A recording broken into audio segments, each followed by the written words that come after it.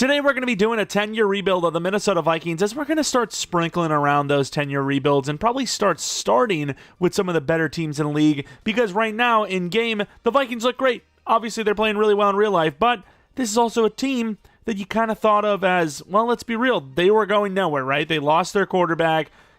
It's never going to happen. They got Darnold, who maybe they'll win them 7 or 8 games, but no, they have done way better than that. But you got to think about the future. What's going to happen in the future? Are they paying Darnold? What are they going to do with McCarthy if they do? I feel like these better teams are the definite forefront 10-year rebuild teams because, yes, any team can be good right now, but can they sustain that? Personally, I don't think you ruin a good thing. I think if you have to pay Darnold $40 million per year, you kind of have to do it. If you have a good thing going for yourselves, and it's not like it's just because they have good receivers and their tackle, I know, Darisaw is injured, but their tackles are great and, he has a pretty good amount of time to throw. He definitely does just look good. He looks more confident. He looks better than when he was with the Jets, and I don't think you ruin a good thing, personally. So you pay Darnold, whatever happens with McCarthy, whatever happens, it is what it is. You get a good trade piece for him. Is he a backup for his whole rookie deal? Who knows? You figured out the quarterback position, it seems. You don't ruin that. 79 overall also seems pretty low for Darnold the way he's playing this year. 82 even would be low, but it's at least a good number if you want to be conservative. Aaron Jones, of course, we knew he was going to be good no matter really where he went. It's just the concerns about his age, the concerns about, his longevity on the field injury-wise. Obviously, there's some concerns there, but for right now, maybe even next season, doesn't look to be worrisome. It's just the long term. That's kind of why Green Bay moved on. You're going to pay the guy about the same anyways. Get a guy that's younger. It's worked out for both teams. Who's complaining? Nobody. Jefferson, still arguably the best wide receiver in the league. Addison, obviously, arguably one of the best number 2 wide receivers in the league. Hawkinson definitely hasn't done a whole lot, but he's been injured, so we'll give him a pass. O-line, once again, the tackle situation is great, especially with Darisaw in, but unfortunately it isn't right now. We'll have to replace the interior. Defensively, this is a unit that on paper you really don't understand why they're good, but they are. They are good, and the coaching staff probably is, which ironically enough, for a while now in Minnesota, before recent times, was not a good thing. But that coaching staff has got these guys playing lights out. Van Ginkel is, there's arguments for him to be Defensive Player of the Year. It's wild. Is he a big enough name to get the votes? We'll see. But of course, you have, Bynum, who's played pretty well. Cornerbacks, they're always struggling to have good cornerback play. They've got some serviceable guys. But as far as this rebuild goes, this side of the ball is going to need a lot of work, a lot of effort, a lot of focus, as there's just a lot of guys that I am not seeing as long-term options, unfortunately. And to start out with the re-signings, once again, Aaron Jones, that 1-year deal, I kind of understand why you do it, because the regression is scary. Prefer to be around longer, I would too, but I don't know if that's going to happen. Bynum, normally probably wouldn't re-sign him, but I actually like him quite a bit here. 3-year deal, that works out perfectly fine. And then Byron Murphy, not perfect, but good enough. 2-year, 16, yes. What is Darnold asking for here? He's asking for a lot less than I think he would in real life, but it's high enough to where I'm like, you know what? I'm going to play it by Madden's, word. 4-year, 146. Like I said, I think it's a little low, but considering Darnold before this season probably never thought in his wildest dreams he would be seeing a contract like that ever, I think maybe he does take it. Just maybe. It's pretty good money. Cam Robinson, we're hoping Darisaw is back. Gilmore's probably going to straight up retire. And a lot of these other guys are kind of backup levels that just aren't going to have the progression we need to have them start. So I think even though there's a lot of backups here, we're probably going to be letting pretty much every one of these guys go. Even Aaron Jones might be gone if he doesn't want to accept less than maybe 3 years. If we do 2 years, I guess I can live with it, possibly. But even this, him going to 30 might drop him to an 83, which is rough. Also, last thing, if you guys want to see more 10-year rebuilds, well, hey, leave a like, that'd be helpful. But let me know which team you would like to see next. Like I said, I'm trying to keep it to the teams that are a little harder to rebuild in sense of like, well, how do I rebuild the Eagles? They're already super good. Teams like that make a lot of sense to me because, once again, it's a 10-year thing. Can we sustain it? Probably not, which is half the fun. So let me know the teams. Maybe subscribe if you're new. We do a ton of franchise stuff on this channel. And maybe follow me on Twitter or Jeromepkr, second channel PK Plays or Non-Madden content. I've been playing Indiana Jones. It's been fun. And that's about it. Let's go on to, well, the Vikings making the playoffs, but they also still, ironically enough, have a chance at the number 1 seed. Green Bay, they're probably in the 6-7 range for the most part. They do beat Green Bay. It's 14-2 across the board here. I mean, this Vikings team can go from 5th seed straight up to number 1 if they win this game. Unbelievable stuff. Unbelievable turn of events. Let's see if they can do it. Could you imagine? Could you genuinely imagine? I couldn't. I could, but I won't. I can. Let's see. Minnesota versus Detroit. Could you believe it? Could you believe it? You could, but in this case you can't because they do lose by a staggering 42-7. That would be quite the headlines, or quite the headline, I suppose. But we need to shift our focus to our playoff game and the Falcons. What did we find through film study? We found that the interior is really low rating. So as much as they might be decent in real life, they've played as a good unit. This would definitely be concerning. I mean, I don't know how we stop this run game. Our D-line needs to get off the blocks. Yeah, that's what I think. We need to get some block shed, baby. Let's take a look at those award wins. Of course, we're getting right down to the nitty-gritty here using the active rosters starting point. You're going to pretty much see almost dead even stats with real life. Nothing really out of the ordinary is going to be changing. So, yeah, that's pretty much where we're at. Van Ginkel, though, because of the Seahawks game he had, actually finishes in the final 2 games worse than he physically will in real life, which is insane. Is Grenard? Is it Grenard? I literally had a whole Texans franchise where I finally remember his name and I forgot. I think it's Grenard. Is he really playing that well? I know he was good last year, but Byron Murphy with 6 interceptions. The kicker has been pretty good. Punting, not the best in Madden terms, but obviously those are real-life numbers anyways. Josh Allen wins MVP. I think it's pretty much I wouldn't say in the bag for Lamar, but it's looking pretty good for Lamar to win another one in real life. But Josh Allen, there's been talks as well, so we'll see what happens there as we take a look at our side. Van Ginkel wins Defensive Player of the Year. What about the NFL Defensive Player of the Year? Oh, yeah, I forgot. It is just per side, isn't it? So, he wins Defensive Player of the Year. McKinney at number 2. And then on the AFC side, you got Hendrickson. And then Benita right there, of course, having a pretty good season, too. Offensive Rookie of the Year goes to Jaden Daniels. Defensive Rookie of the Year goes to Braden Fisk. Best quarterback goes to Goff. We're seeing Darnold at number 5. We paid him that contract. Totally worth it. Aaron Jones at number 10. Looking at best wide receiver. Jefferson at number 2. Addison number 10. O-line at number 5 and 10. Defensive line, no. Linebacker, Van Ginkel and Grenard, number 1 and 2.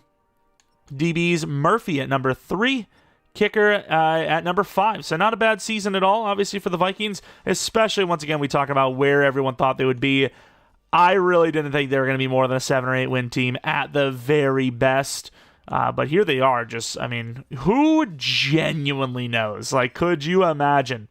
Everyone's talking about all the Vikings, they deserve and all that, but I honestly feel like, the Lions, I meant to say, but the Vikings, they're the sleepers, man. You just don't know. They haven't been playing their best football last couple of weeks, but still, they are good. They got some weapons, and that's all it takes. If your offense can't be stopped, it doesn't really matter. Let's take a look at the end of the game. See, Atlanta not going to score. It's going to be 3-0, 3-3. After this first season, though, we're probably going to end up simming most of the playoff games because 10-year rebuild is a lot to go through. It's a lot of yapping as well. And, this first season makes the most sense because, we're in it. It's the first year. We kind of want to see how it fares based on real life. Everything else is just kind of random. Here we go, though. Vikings trying to answer back. They will get the touchdown with 2 minutes left. Can they hold the Falcons? From the 5, I got to come in because we just know that this is a guaranteed success if we sim it. There's just too much time on the clock not to be. Blake Cashman, you got to come over here because there's a lot of action over here that I don't think we're going to be able to cover. Like I said. And outside, he's not going to get the foot down. Although I don't even think it's going to be freaking Kirk playing for them anyways. It's going to be Penix, I imagine. I actually didn't follow up what happened in that Penix game. Was he good? Oh, that is a touchdown. Oof. Yeah, that's a score. Damn, okay, 3-point deficit. All 3 timeouts? Will they use any of them? Now, that's the question. And they're using not a lot of timeouts here. It's a 3-point game. I mean, they're already in field goal range. I just don't know if they're trustworthy enough to make this happen. Jefferson on that outside wheel. And we're going to be in some trouble. And Darnold tucks it. I genuinely can't believe he just tucked that. Oh, that's crazy. You can't be tucking that. For anyone who wants to complain that I influence these games too much, which no one does, to be fair. I'm just making up scenarios in my head. You know, here you go. That throw is interesting. Jefferson makes it even more interesting by actually catching it from the 44. Sure, you could try to kick a field goal from here, but I don't recommend it. See, the problem is I need the first down, but with only one timeout, I also need to get deep enough to where it's worth it. You know, we got to get a field goal. I mean, we're going to have to take that short underneath, and he drops it. Wow. Jordan Addison just, I mean, don't get me wrong, this throw power, I don't know what this is. It's like 70 throw power. It's crazy. The ball took too long to get there, and unfortunately, we lose the game. But unfortunately, your boy sold, okay? What can I tell you? The Vikings are not going to the Super Bowl because I am who I am. What was that? What is that throw power? It's got to be like 88. 88 throw power. I mean, even that, it should be faster than that. Regardless, the Falcons and their offense was too much. Personally, I would not see it happening. I would expect the Vikings to easily win this game if they had to match up in the playoffs, but that's beside the point. Let's take a look at nothing because it's over. The season's over. All right, now that the playoffs are over for us and, habitual selling has commenced, I was going to look at the mock draft, but apparently they're gone. Okay, never mind. Mock drafts are dead. And for the Super Bowl, you have the Steelers and the Eagles. The Steelers making the Super Bowl would be very surprising. I'm not saying that they're not a team that could. It's just not a team that I would expect. Definitely not before the season started, without a doubt. But let's find out. Regressions, dev-ups, any of that. Sam Darnold, please be a superstar. That's all I ask. I don't ask much. Yeah, buddy.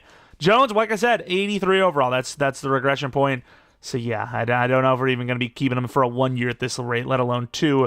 But, yeah, Darnold goes to superstar, which is awesome. That is massive. We just paid him a 4-year deal. He's our quarterback. I'll throw McCarthy on the trade block. We'll see what happens. But, yeah, not counting anything out for sure. Defensively, we have Van Ginkel and Grenard being superstar dev, with Byron Murphy being a superstar dev. We paid, Murphy. We paid, I didn't pay anyone else. That's about it. But, okay, fair enough. Harrison Smith also retires, which, really good player for a long time.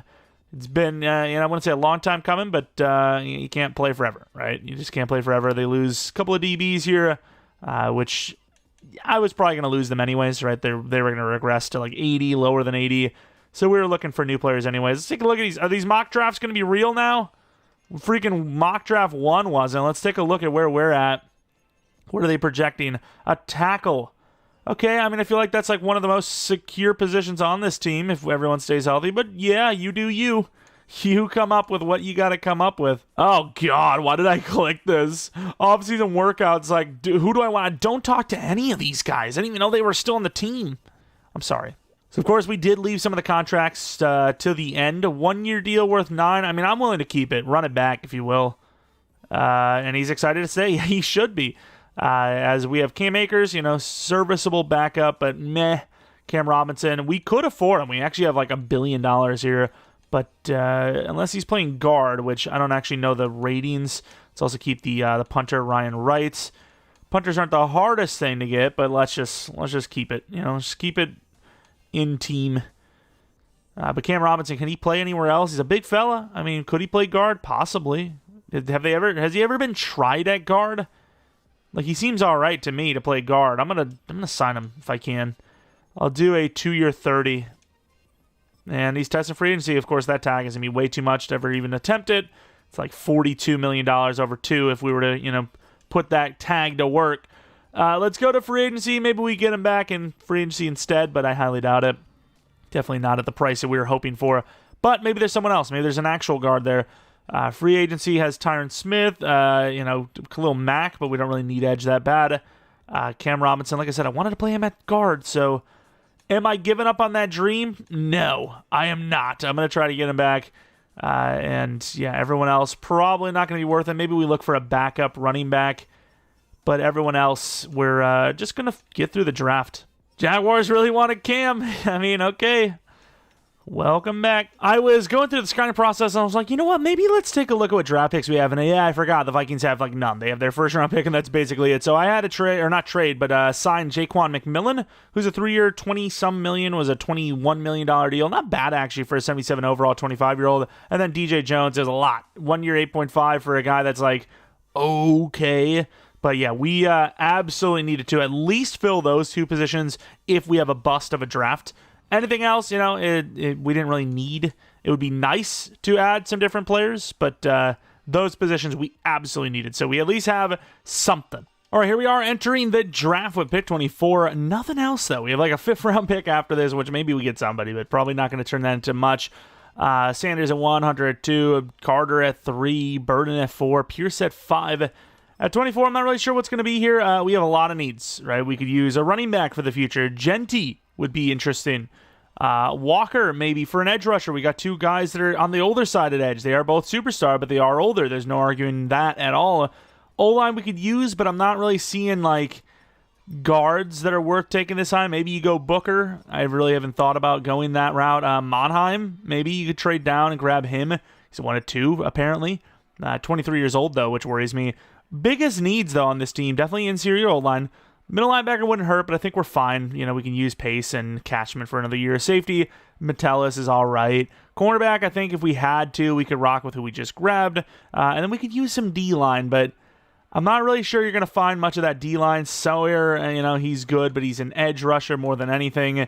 Left end, you know, you can maybe go Stewart. We've done that a couple of times. It's worked out. DTs, you have Williams, who I don't know if he is superstar or not, but I've seen him develop quite often, so I imagine he's decently high dev. Don't know for sure, though. Don't really know what I'm getting myself into there. This is actually not a bad-looking set of players at 24. I thought we were going to have even less than what we do, but I also don't know if I'm willing to take one of them. Maybe you go corner, Takario Davis, tall, you know, 6'4", not the fastest, though, but 6'4" is always going to catch your, your eye. Do you take that? Did you take Hairston? You got some other corners like Everett, Holman, Husky even. I feel like trading down is like the only opportunity, the only real option this team has. They have nothing else. I think we have to. Of course, Philadelphia doing what they do, always enticing me the most. But I would prefer to stay in the draft. I think this team can build for now. We just got to try to get some draft picks to extend this class a little bit. All right, Ed Ingram, who's on a contract year. He's not a bad player, 74 overall, you know, but he is normal. He's 26 years old. I'm probably not re-signing him. We end up trading that 1st-round pick, a 5th-round pick, and Ed Ingram for 2 high 2nd-round picks from the Chicago Bears. I really should have actually seen who they went for. Oh, they went with a left tackle. Okay. So they get 2 linemen in that trade, which is, I mean, for a team that really needs that, that's not bad. Jeanty, once again, it's running back. It's dime a dozen, if you will, but man, that would be a tough one to pass on. Like, do the Vikings not just say, okay, we're just going to have a goated offense? Like, would they not just do that? Like, this is tough because we need O-line more than anything, but we do also recognize the need for a new offensive line. Maybe it would also pain Packers fans who, you know, the Vikings just created what Green Bay thought they had for a moment. You know, Jacobs and Jones. You know, now you have Jeanty and Jones, and it would be insane. I think I can't pass that value. I think I can't pass the value of a running back there that I know is going to be really hard to develop. But you also have Malachi Starks. I don't... man, this is actually tough. I'm taking Jeanty. I need a running back. 21 years old. He could be here for this entire rebuild, potentially. True talent, 3. He's going to start over Jones. Jones is going to be our backup. He's going to be just an impossible guy to stop because he's just going to be the backup. And then you have Starks there. I don't even think I was going to take Starks there, to be honest. I'm trying to decide, do I want to go Monheim or do I want to trade back, maybe take Roberts? And the problem is the line in this class is just, there's nothing to draft here. They're going to go with the Falcons trade. Maybe we'll find a lineman at the end of this 2nd round. I think this is the smart move. We got Jeanty, which I think is just like, that's a good move. I mean, that works really well for us, especially in a rebuild where running backs are hard to develop. You have Malachi Moore, the free safety. He's 23, but he's not bad. So that is an option. You have the O-line. Monheim still there. Okay, welcome to the team, Jonah Monheim. That is a good pick. 41 true. Of course he's normal dev. That's the one thing. That's the one gripe I have with people that do user, like, created classes every single one of them just undervalues O-line by giving them all normal dev. Like, EA probably overvalues them. Oh, I didn't even see Roberts there. Oh, that's a sell. Roberts would have been... I mean, we really need a guard now because of the trade, but... You know, it's just like, what are we doing? Like, every single class, the O-line is just terrible. But I can't really afford to trade up, so I'm going to move on to 35 or 25 in the third round and see what we want to do. You have Shamar Turner, you have Ritzy, you have some linebackers, you have Bowman, the safety. You lose, like, every lineman you've ever thought possible, but we do have DT needs as well. Middle linebacker, like I said, I don't think it's as big of a need anymore, and then safety... What is Metellus is like overall in age and all that? Because you can't fill it all in one season, so I'd prefer to not replace somebody that doesn't need to be replaced. Like, yeah, that's like, don't get me wrong, I want to replace him because I want someone even better, but 80 overall, even with low zone coverage, that's fair enough. Whereas the O-line, you know, we really got a lot of players to replace here. But with that being said, we're probably going to go D-line. We've had Turner a few times now. I think he's star dev, right? I should probably remember this by now. But I was going to go with whoever's better. I'm going to go Shamar Turner. Shamar Turner is going to be our guy. He usually develops pretty well, but not always. But usually. Hidden dev, nice. This team's thinning out worse than my damn hairline. We are super screwed. Holy crap. Made the trade, though. And really should be taking Ritzy here, but I need an offensive lineman. I really can't remember who is the guy. I know Kreutz, I'm pretty sure, is hidden. But, like... Do I go Connor Colby? I feel like this is a guy that I haven't drafted yet. I'll go Connor Colby. Let's see if he's hidden dev. 100 true. Damn. Well, that trade-up price sucked. You could argue based on pure overall-wise that we actually made the team worse. You could argue that, but long-term, at least with Jeanty, I think we have made a pretty good play. Let's take a look at what that overall is anyway. 79 overall, 73 for the center, 68 for the DT, but 70 for Colby. Okay. Monheim, normal dev, but... What's the 6'5", 305? So I probably could have put him at guard and just taken Kreutz instead of Colby, but I wanted someone different. Jeanty, 79 overall, 92 speed. You know, he's really balanced. 94 carrying. I don't mind drafting these ratings in the second round. Dev's got to be at least superstar, though, right? Like, tell me we're at least talking about superstar Dev. Thank you. That's all I ask. I don't ask for much. I do not... Oh, I don't ask to change his name either. I don't ask for much. Just wanted that. We didn't get a single... No, we got Turner, who is a star dev. He'll be our new left end. Usually a guy that develops pretty well, knowing my luck. And the longest rebuild we've done this Madden, it'll be the one time he really sucks. He goes even lower of an overall. The worst part is he's not a speed rusher right now. So, yeah, we need those speed rush upgrades, even though he has the higher finesse than anything else. We need those upgrades. Not a great draft, but we've done enough in the offseason to at least field another competitive enough roster. All right, the first official season begins now. Jeanty is going to be our number one running back. Hopefully he develops into a goon, which I suspect he will. Offensive line, Monheim's starting over Bradbury, but he has a higher ceiling. So does Colby technically, but yeah, neither of them are really what I was hoping for, especially Monheim, who we drafted pretty damn high. But left guard needs to be replaced. We'll see what right guard and center, but yeah, I'm not a huge fan of how things went in the offseason. Looking at the defense, turn to the left end, hoping high things for him. McMillan, higher ceiling, but still not the highest ceiling in the world. Safety, Metellus is going to be the starter. Yeah, like I said, arguably this is a worse team than last year, but that's kind of expected. We had some guys retire and whatnot. Yeah, this has been a terrible season, so there's a good chance that we will at some point have to change the schemes pretty early. Ivan Pace, I like the age. I like the overall, the development trait. Van Ginkel at 30 years old, I should say, especially with Dallas Turner on the team. I mean, he's okay at 6.5 sacks, but do you pay him? How much is it? 20, a 2-year 34. I do a 1 year. I do a 1 year 18. Hey, you did it. That's fine. I'm not going to argue it. Metellus, we could do better. Aaron Jones, I mean, he's going to be even lower than an 80 at this point. The rest, I mean, we're cutting it kind of close anyways. The rest are probably going to be gone, especially with Addison needing to be paid next year. CJ Ham, though, I got to keep him. Yeah, pretty terrible season. I'm not really sure what to do with this. We're definitely going to be changing the scheme, though, because, yeah, I don't know. I don't know if I like it. I don't like how it went. I feel like the offense should have been better. If you're going to be bad, it's going to be the defense, if anything. We went 4-13, to put in perspective. We were worse than the Bears. Not the worst in the conference, though, which means we're not even going to be in the top 2, but still, worse than the Bears is definitely something. What do you change to? Which scheme do you change to, though? I don't know. Maybe you try Atlanta because they have, the good running back, the good wide receiver, the good tight end, I suppose. Maybe. I don't know. They got the Kirk Cousins. I mean, I'm not really sure. But this Viking scheme, it finished way better than it started. I'll give it that. At one point, it was 10 touchdowns, 9 picks. But still, not quite the numbers we're looking for. Jeanty over 1,000 yards. For a rookie, it doesn't matter how good of a rookie he will be. It's good. You have to be in the 90s, 88-plus range to be a good running back in this game, yards per carry-wise. He's obviously not that. Wide receivers, that's lackluster for the talent that this team has. Offensive line gave up 22 sacks in the tackle spot. The interior was good, especially those rookies. Sacks, Van Ginkel at 12, really good. Grenard at 8. Rest, not so good. Turner might not become that guy that we're used to seeing, which would be A-okay, because at the end of the day, I don't want all these rebuilds to be the same. Maybe I'll take some similar players, but hopefully they're not all the exact same outlooks, right? Let's take a look at these team stats as well. 26th in offense, 22nd in defense for yards, of course. Points, 27th on offense, which is horrible. And then points allowed, it doesn't actually show, unfortunately. Can I see these points allowed? Do they not? Oh, there it is. Points allowed. We are... Holy crap, we were terrible. We were terrible on both sides of the ball, which, reflects that 4-13 season. MVP goes to Lamar Jackson. Rookie of the Year anywhere? Number 4 for Jeanty.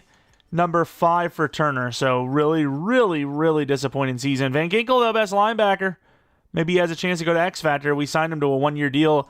Problem is, even if he becomes an X Factor, still not going to be able to do much more than a 1 year going forward, as he's already 30, about to be 31 here once we get past the Super Bowl round, which has the Ravens and the Niners playing a rematch. And the Niners do win. So fair enough there. Let's take a look at any dev-ups we had. Probably none. What about Aaron Jones regression? 75 overall now. Darnold's in 82. Jeanty already in 85, so that pick was worth it 100% of the time. Anyone on the defensive side? Turner still star. The edge, they both dev up yet again. Little surprise here, though, by Jonathan. I'm just going to start calling him Jonathan because I'm going to mess up the name every time.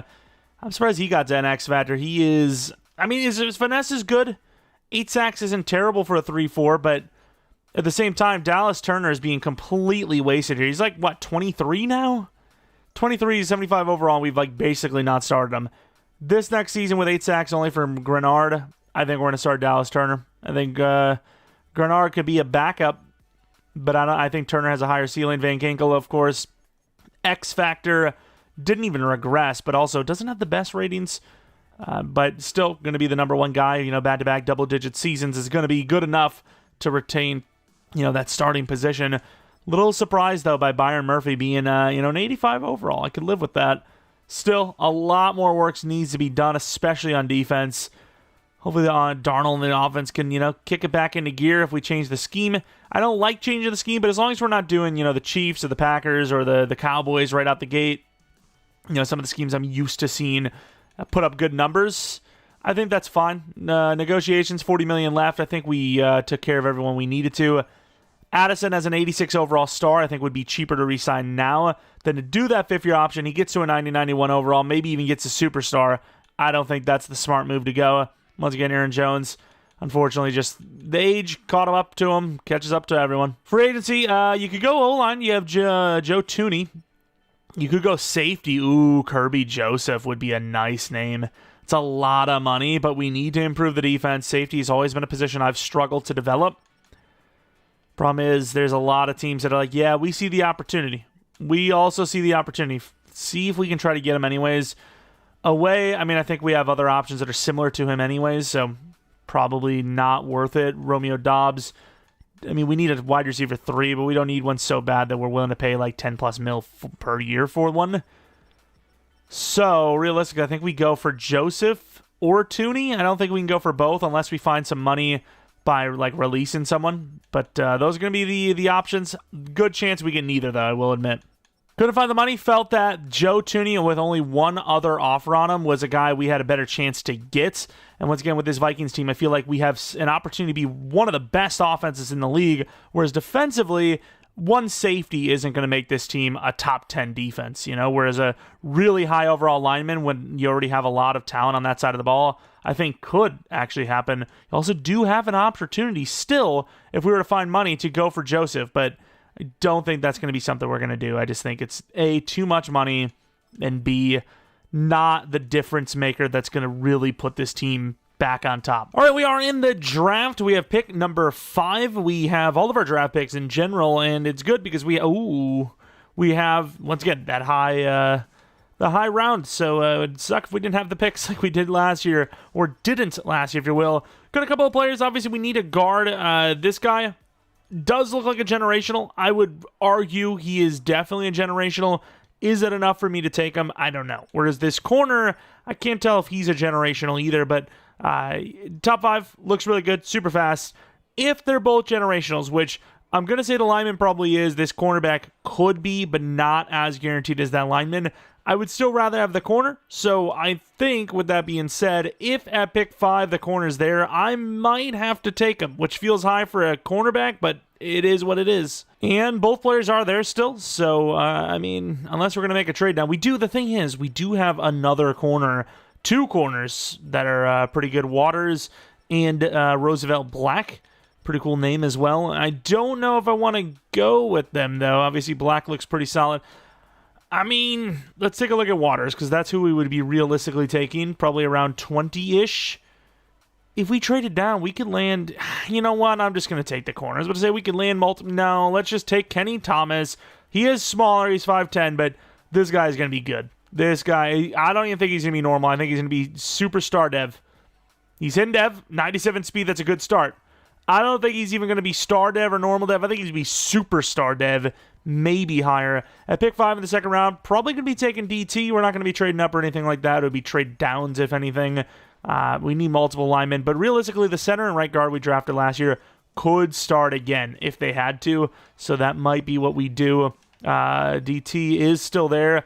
John Williams, not the best I've ever seen, but strong, 1-2 talent grade. Very interested, but I also do need a safety. I genuinely don't have one. All the other safeties are still there. We do have a UDFA in Glover, who is just good enough probably to start for us. That's how bad we are. We have a C zone coverage there. But I think DT's a more important position while being just as equal of a need. So John Williams is going to be the choice. Just be hidden, because there's some rawness in there. 45 true. Of course, he's normal. And surprisingly, there's still a safety there. So this is very interesting. I'm thinking we go for the safety, and then we trade up for Hansen, assuming the safety is good.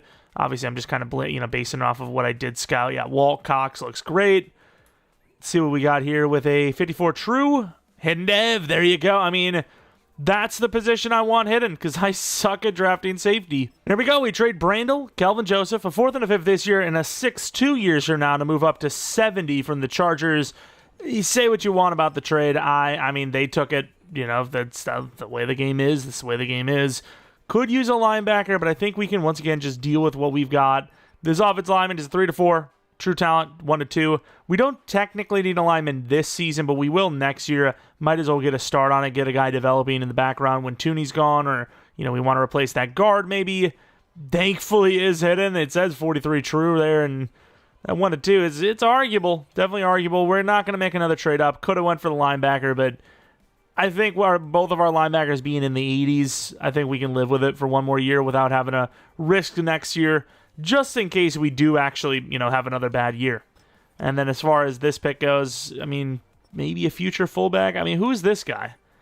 Who is this 1-2 wide receiver? DeMarcus Dawson. He's fast. I'm taking him. I need a slot receiver anyways. 181 true. Unfortunately, only normal dev, but still, he's 1-2 projected all the way in the 7th round. And that corner was an 81 overall. Now I'm starting to think, though, unless he is generational, which it's pretty close. It's hard to tell because 81 catching is super good. Both of his injury sucks. He's definitely star dev. But both of his coverage ratings are in the 80s. He's got to be star dev. He's an X factor. You cannot genuinely tell me that isn't a glitch. having that low of injury if they build a guy this good who's an X factor. 31 injury? Like, why? Why are we saying, oh, well, there's players in real life that, they were so good and they had chance and they just couldn't get back because of injury? Is that what we're saying? It's too common for that to happen, in my opinion, if that is the case. DT, John Williams, he's huge. He's really not built to be playing like nose tackle, but he's got nose tackle ratings. He's big, but not that big. So, I guess we put him at right end and just let it happen. I don't even know who the hell our right end right now is. Wilcox, of course, strong safety starter. Got ourselves a pretty good man in zone corner, or a safety who could play corner if he had to. Going to be seeing what that dev is. Superstar? Damn, I was hoping for something special. DBs on the come up. Very good draft for the DBs. That wide receiver is terrible, by the way. But Zach Hansen, kind of built to play tackle, if anything. But we're going to be putting him at right guard, and he probably will start this season. I know Colby's got potential, but this guy's a star dev. Colby could still be a starter maybe next year as a left guard if we can't afford Tooney or he retires on us. Was there any other position? I guess you want to look at that guards while we're here. Where did he go? Wait, he went all the way at 23 as a top 5 with top 5 true talent? Wow. I mean, I don't even need to look at him. He's obviously a generational superstar dev without a doubt. And then that's probably it, right? I don't think there was anything else we really were debating. Oh, I guess you could have looked at one of the other corners. The guy we got was an X factor, though, so it's going to be hard to beat that. But let's take a look at the other corner. So you have Black, who is an 80 overall. Wow. Normal dev, but 80 overall. Really, really solid player there. Tall, so you could argue better than our guy, even though our guy's an X factor. But in a rebuild sense, definitely not. And then Waters, 77 overall. Hidden dev, 6'3". Not as fast, 92. 95 speed at 6'3", definitely is comparable to 97 speed at 5'10", but this, definitely a bit of a drop-off. So, I mean, any of the three corners would have been good, right? Like, you get a better player probably long-term because of the height to be boundary as a normal dev. You get a better dev with Waters, who's kind of a best at both worlds. And then you get the pure best overall with dev in Kenny Thomas, but he's shorter. So we're going to still keep the Vikings scheme offensively and defensively for one more year, just in case it was a fluke. But the team looks a little bit better, right? The left guard's a 91 overall, the left tackle's 93, right tackle's 87, right guard's 73, but he should get to a 80 by the end of the year, hopefully. Monheim's a 77 already, or, Hawkinson, 92, 99 Jefferson, 86. The offense is not a problem, other than maybe Darnold, who's only an 82 overall. But defensively, definitely some concerns. We're going to start Dallas Turner because Grenard is, not going to be the long-term option. Didn't really have the greatest year. I know he went up in dev, but that is just an outlier, and maybe it was a lot of tackles for loss, but 8 sacks only. I need more. Turner has that potential. I think it's about time he starts. We have a good edge. That's all I can say. Really good backup, if not starter anymore. Safeties, got some potential with Cox. Corners, got potential with Thomas, obviously. He's going to be damn near an 85, 90 by the end of the year. Interior of the D-line, though, still struggling to develop this, but we got time. They're still young. We're doing what we can, right? Outside of trading down that top 5 pick, there's not much more we could have done, even though Williams was kind of a bad player. Hey, McMillan is star dev. He goes into the slot, and he instantly goes up in dev, of course. All right, we got some re-signings. Obviously, we're going to pay Addison. Likely going to be paying Murphy. It's not too much. It's one more year. O'Neal, I would like to keep the O-line intact, even if I could get Tooney. 91 million. It's not going to go that far here, but I think it'll go far enough. I do also worry about McCarthy because we're having a pretty bad season right now. Is it because of the scheme? Is it because of Darnold? Might still be too late for freaking McCarthy anyways. He's going to be 24, 25 by the time we actually start him. But, we'll at least have a chance potentially. Murphy, super cheap deal. We'll take that. Addison, of course, we want him long term. So we're going to do at least a 6-year, could argue maybe even a 7-year. Let's do a 7-year, 126. Just get that dev up, please, Jordan. And then Van Ginkel, I'm going to wait a little bit because I think replacing the lineman be a little bit harder to do, at least at that level. It's just, once again, what does it mean? Is it because of the overall? If it's actually how they play, then it doesn't matter because, that offensive line really hasn't played well. Van Ginkel, I think, has been good enough to, no, please, but to give him another year, but I don't know if he's going to want to. He already just said no. What's the stats? Good, not great, though. But, Van Ginkel, maybe put a little bit more money in. We'll get him. Tooney might be gone. We'll see. We'd be really against it. We'd be like dead even. And, we're losing Cashman, who we'll have to replace. I'd prefer not to do that, but we'll see. But yeah, it is confirmed we will be changing playbooks after this season, because I don't care if it was like freaking Levis at quarterback. This team should be playing better than they are, and they just aren't. 5-12, very disappointing. Very disappointing. Still don't want to move on from quarterback. I think our quarterback situation's fine. It's just, we know Madden. We know how it works. It's very playbook heavy. We're going to give Atlanta a try next season. Let's take a look at the numbers. Darnold, terrible stuff. If we move to Atlanta's playbook, though, and things are still bad, then yeah, we're going to be moving on from Darnold. Pass rush, the defense, it's a 3-4. Expected. It's pretty bad. Turner with 6 sacks isn't terrible. Kicker missed 2 out of the 4 because of blocks. We can live with that. But yeah, just really disappointing. This is a team that, like we said, in real life, they look pretty good. You don't know. They could be the team that wins it all for all we know. I don't know if I would bet on them to do it, but I also wouldn't be like, oh, they never deserve this. They actually look pretty good, even down the line. But in Madden, you kind of knew something like this would happen. It's just the way sim goes. There's certain aspects that need to be the way they are. Otherwise, you just don't get success in the game, simply put. And playbooks are a huge part of that. Although I will say, a lot of times when you had McCarthy starting with the Vikings playbook, you do see those successes. So maybe it is Darnold. I don't know. Maybe it's the lack of throw power, perhaps. I always feel like shorter running backs under 5'10" don't perform super well in sim, but then you have Gibbs kind of doing well in game now, and I don't know. We're going to give Darnold another chance. We signed him to that 4-year deal. We want to, honor that if he seems like he's still going to be that guy. Dallas does win a Super Bowl. What kind of retirements did we see? Did Joe Thuney retire? Because if so, it makes it a little bit of an easier decision. He didn't, but I will say we don't even have the money to re-sign him, so I'm kind of glad we didn't prematurely do that, because we'd be really in the negative right now. Let's take a look at these potential dev-ups. Probably not going to see any, though. Darnold, 83 overall. Jeanty, now an 88, though, which is great. Defensively, Pace is now a superstar, which is awesome. And McMillan goes straight from normal to superstar during this season. He gets a star dev from the breakout, and then goes to superstar based on his season stats. That's nice. He's 27 now, so it probably doesn't matter too much, but it's still nice to have. And then Van Ginkel regressed really hard.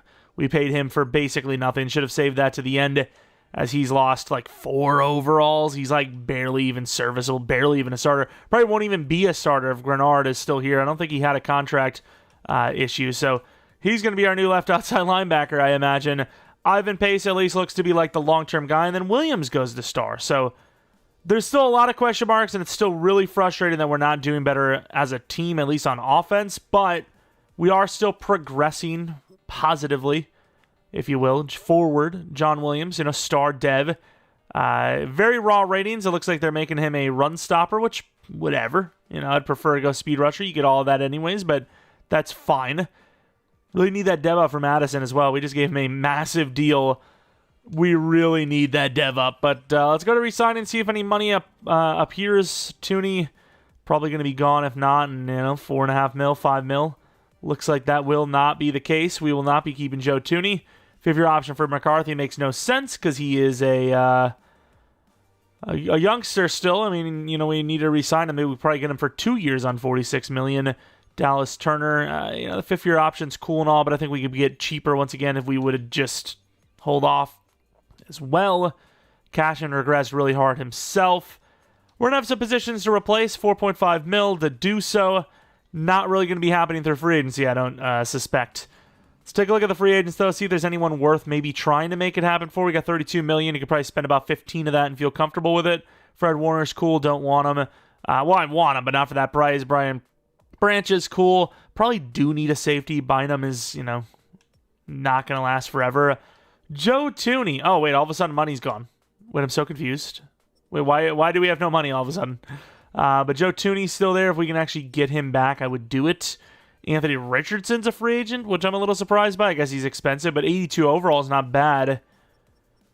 I don't think we have the money. I think we have to hold off. Not a bad free agent group by any means, but just out of our price range, because pretty much everyone is. And we take the dead hit on Van Ginkel. I know we just paid him, but if I can get a 4th-round pick off a guy, 8 mil for a 4th-round pick is cheap. Even a higher draft pick this time at number 4 overall. There's a couple of quarterbacks. I scouted one of them further just to see, and he is not very good. Cone, though, scouted A.J. Cone a little bit further because he is insanely athletic. That is not a guy I can pass on. Even if we don't really need wide receiver, we could still use a number 3, and that's fine by me. So I probably pick 10 in the second round. If he's there, I'll take him. A lot of decent offensive linemen, can use 1 or 2. Have an outside linebacker, Trayvonte Wilkinson. Didn't get to scout him further because I felt like we could still just roll with what we've got at edge for now. But Wilkinson maybe was a guy with that eliteness and athleticism that I could have given a try for, but top 5 is a little higher. I think with this one, I also scouted a corner. Ooh, he was 2 to 3. Just kind of thinking of the future for Byron Murphy. I think this would be the time where we actually do, for once, trade down, which should land us quite a haul if we're lucky. Somewhere in the 20s or even all the way up to next round would be preferable. So we'll see who's going to give us the best offer. Usually it is the Eagles, and they're giving me a decent offer here. Not their best work, though. Oh, we made ourselves a nice trade. We traded Rodriguez, Coleman, and Lambert Smith with a 1st and a 5th this year for a 1st and a 2nd this year from the Steelers with a 1st next year. They're looking to make a trade up for a quarterback, it would seem. That's not a bad trade for both sides, especially us, who didn't need somebody up there at number 4. Let's see what they do as a QB. It's not. They went for the Beaver. We're going to be trading to the Seattle Seahawks. We're going to get a 2nd and a 3rd this year. I think that's fine by my standards. 41, we might be able to pull off that wide receiver. And yeah, let's see what the Seattle Seahawks take. Never mind. I lied. You don't get to see that. Oh, maybe we will. Well, what position? It was a right tackle. Looks decent. Let's go to the next round. Probably going to start taking some players here. Ooh, we still actually have a couple of DT line options. Didn't really love all of the picks, especially for their actual like combine and all that. But I suppose Prewitt is decent. I kind of like Davis the most out of all of them, though. Very similar in ratings. The big difference is he's a little bit better of a performer during the combine. And of course, I suppose you look at this and, that left side saying solid and solid for Excel, but that's compared to the rest of the class, which means that, you're going against actual edge rushers. 4.77 for a 303-pounder is pretty good. So I'm going to take that chance. Devarius Prewitt, 20 true talent. Unfortunately, normal dev as well. Worked out for Williams a little bit last year, though. 92 strength. We'll see what we ended up with. Wide receiver, not that big of a need, but if Cone is there, that is who I'm going to take. We also have a player at 24 we can take, and we have a couple of third-round picks. It's all looking good. What about the safeties, actually, though? Do we have any safetyage? Safeties, man, they stick around so long, but either way, we are looking to grab wide receiver. The pure value looks great. Doesn't look bad key rating-wise, and then obviously all that speed, round 1 talent. Could be a normal dev, but I'm expecting a 75 overall, plus true talent 9. And he is hidden. So, you've got the best wide receiver trio by a lot now with that pick. And then with this pick, I actually might go with one of the safeties. We need a safety because Bynum's not the youngest guy on the block anymore. And, we got to think about the future. I think the best player here is probably Watts. He's a big dude as well. Deshaun Watts. He's a first-rounder. Problem is he's not the fastest. Probably 88 speed. I've usually passed on those types of players, and they've been pretty good in the past, so I might have to just live with the difficulties here, although Steve Ray... Yeah, we're going Steve Ray. I thought it said B zone coverage. I must have Oh, wow, he's a true talent 5. I must have messed up somewhere. I genuinely thought it was C zone versus C zone, and thankfully I looked at his actual player card because I almost just missed on a great player. We are now into the next round where we can start taking some linemen if we want. We do need a linebacker, at least one. Do we want to go Parrish first or Coleman first? Seems like Parrish is the better option. Round 1 can be so misleading, especially on the O-line. That A awareness scares me, but I'm going to believe in it. Could be a normal dev guy. 12 true, not today. Hidden dev, what a pick. And honestly, if that Coleman guy's there, I'm going to take him too, and then just trade up for whatever remaining linebacker there is. We have Coleman as well. If he at least looks good. He's got to at least look good, which to me, that looks pretty damn good. Yeah, good enough. A awareness on top of it. Please be hidden. That'd be a great pick. True 11. Damn, so 12 and 11, both the same position type as well, which is awesome. What else do we need? We got our safety. We got our lineman. We got our defensive lineman, sort of QB, but, we've got a couple of guys on the team already that, could easily just continue playing QB, Sam Darnold, or replace with McCarthy. Defensively, do we have a specific player? Ellis looks really good. He's a day 3, though. Honestly, I'm willing to go to that next round and just take Ellis. He looks so fast. And Ellis is there. We went to the next round. I'm not risking him any further, though. Day 3 does dip into the 3rd round every once in a while, but usually it'll be at least there till the first pick. But I've had a lot of times where the guys I'm looking at, they go right at the top. Like, pick 1 or 2 in the round once you hit day 3. So I'm not taking that chance. I'm willing to give them... It's not going to be great, but they can have a 7th round a few years from now for literally a couple of slots. They'll take it, of course they will. And with that, we will be selecting our player. Might even have an option to grab some more players if we really wanted to.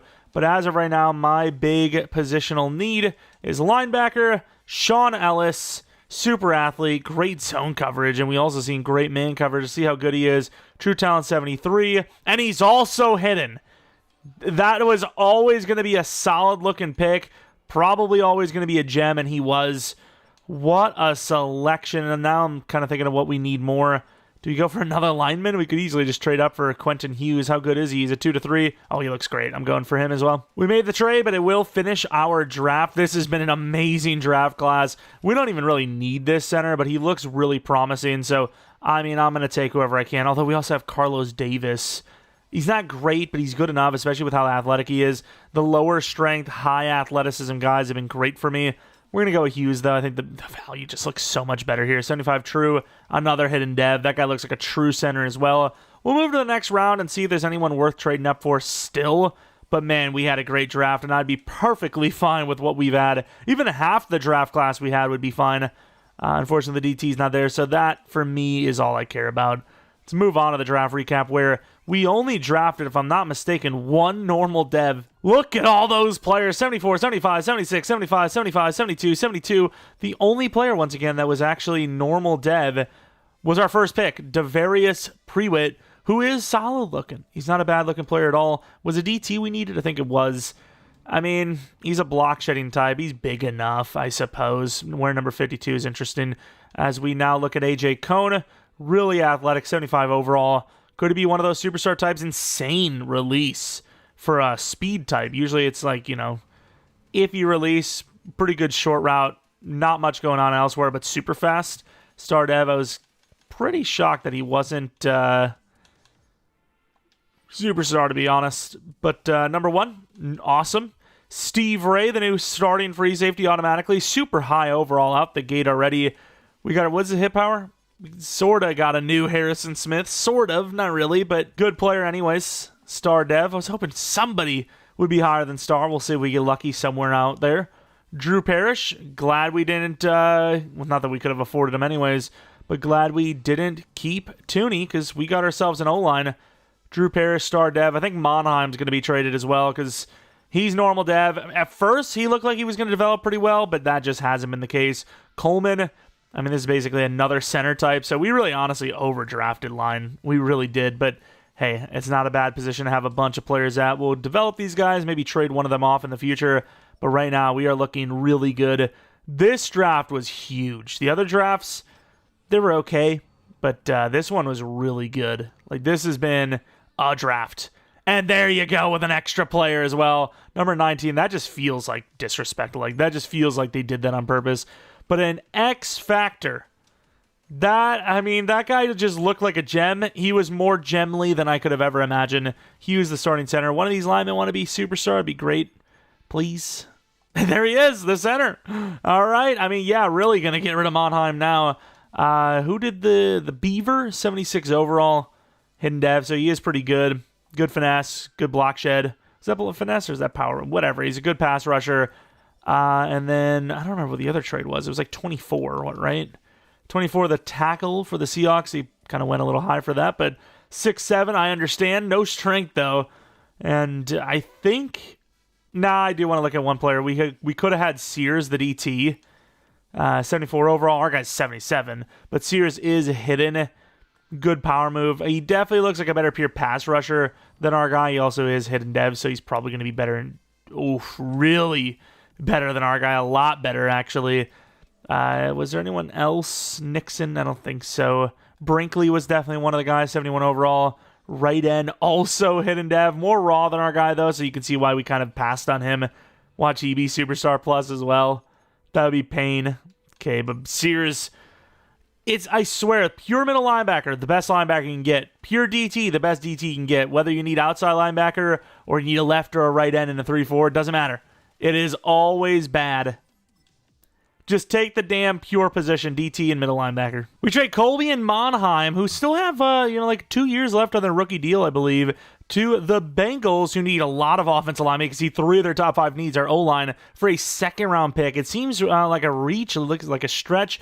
But you got to remember, these teams aren't drafting as well at offensive line as we are. So it is actually a fair trade when you really think about it. Like, Monheim's automatically their best center, and then we're probably going to move Colby over to left guard, who is automatically by far their best left guard. So not a bad trade for them at all. It's just, we usually do better than this. So from our standpoint, it's just like, oh, wow, they traded for 2 normal linemen. But that actually does improve their team by a lot. All right, for Season 3, we have the Falcons offense on with the Steelers defense. Obviously, this is the best team we've seen in a while. Obviously, there's still, some lower overalls at the left guard and center spots, but with the center being a superstar, left guard being star dev, 75 overall, this team should get right into, being a really, really solid offense. And then defensively, it's all-star plus except for Pruitt, who, in fairness, is a 77 overall. Going forward, might need a new edge rusher, might need a new corner. And then that's kind of it. We'll see what happens with QB, because obviously if Darnold struggles, we're going to put McCarthy in there.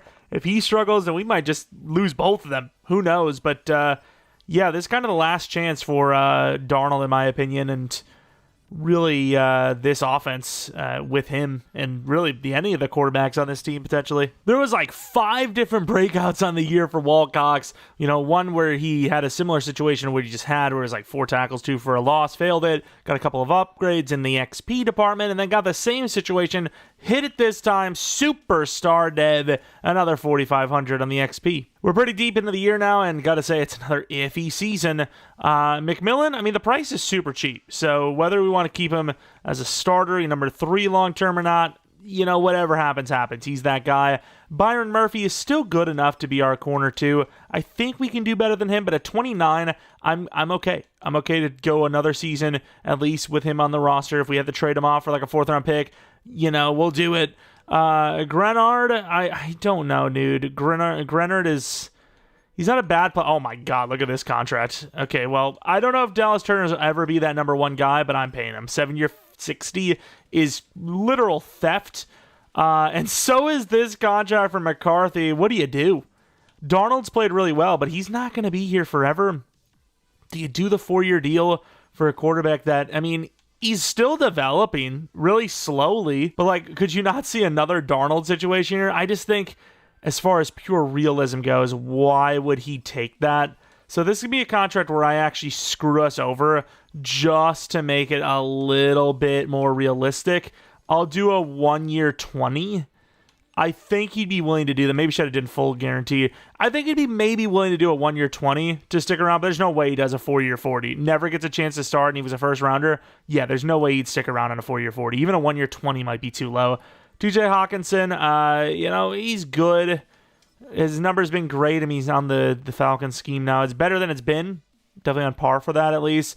I'd be willing to do a 2-year. What's the evaluation? $19 million a pop. 2-year 38. I'm surprised he took it. 25 mil left. Byron, we already got a contract going into. If Grenard is not that good, 1 sack through a whole... okay, yeah, he's gone. Starting the whole year, he's got 1 sack. Yeah, see you later. I was about to say, I'm not going to keep him. Well, he's solved that for me, I'll tell you that much. As far as who we have to pay in the future, it doesn't seem like any first-rounders, at least.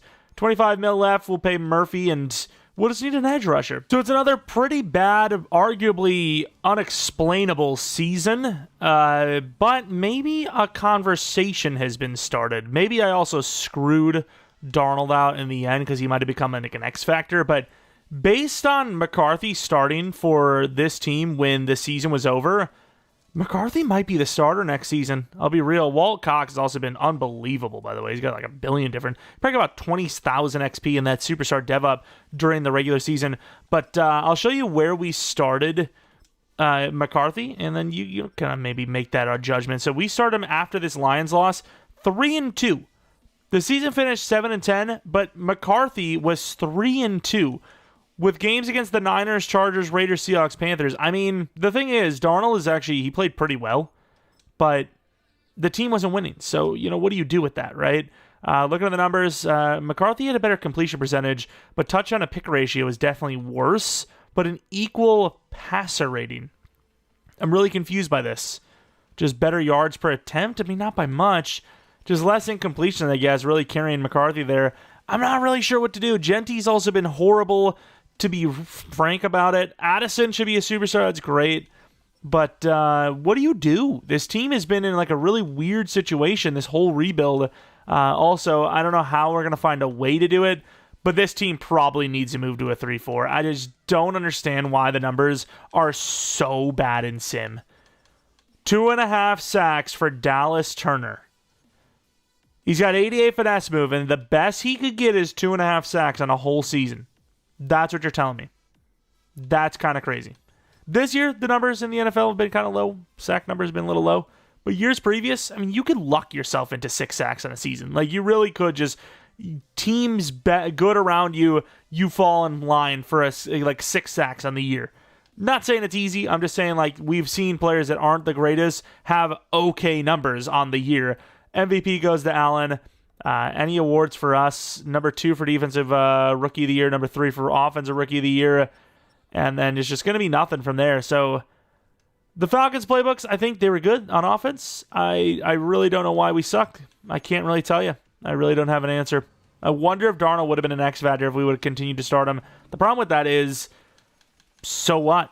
Who cares? He's 30 years old now, and his progression is pretty much gone. You're just avoiding regression at this point. Maybe, like I said, I could have continued to start him. I felt like the season's over. We see what McCarthy can do since we have him on a 1-year deal going forward. Was he good enough? I don't know. I mean, he had a higher completion percentage.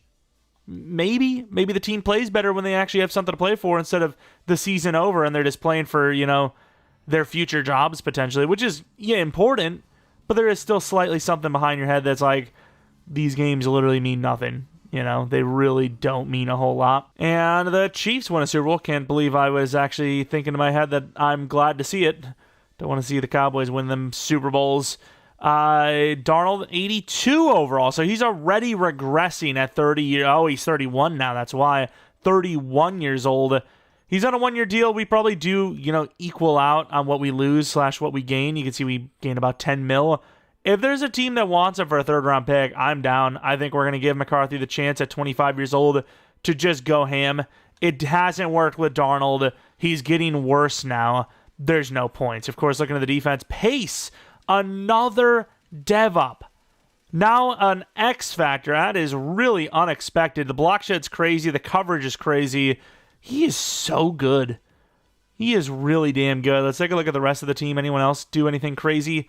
Cox, we already know about Superstar. Grenard, talked about replacing him already. Prewitt doesn't go up in dev, though, which really sucks. But, we can maybe trade Darnold off to gain what we need. The whole line's 80-plus overall. O'Neal's going to need to be replaced soon enough. Maybe you can even just argue Hansen moves the right tackle, Coleman at guard, because Hansen is 6'5". But, the team is fine. It's just we've been really lackluster. We've been let down quite a bit by this squad. A bunch of mentor types going to be gone. We'll just get new mentor types to get more XP from for the next season. Re-signings, we got a little bit of money. We already paid, Byron Murphy off for another season. Still looking at corner as a potential option going forward, though. But, yeah, we're going to be moving on from Jonathan and Bynum, and that's fine. I'm okay with where we're at. The problem is if McCarthy is actually good, do we want to keep Will? If McCarthy is actually good, we should have just paid him a 4-year deal. But once again, playing the realism card a little bit for once.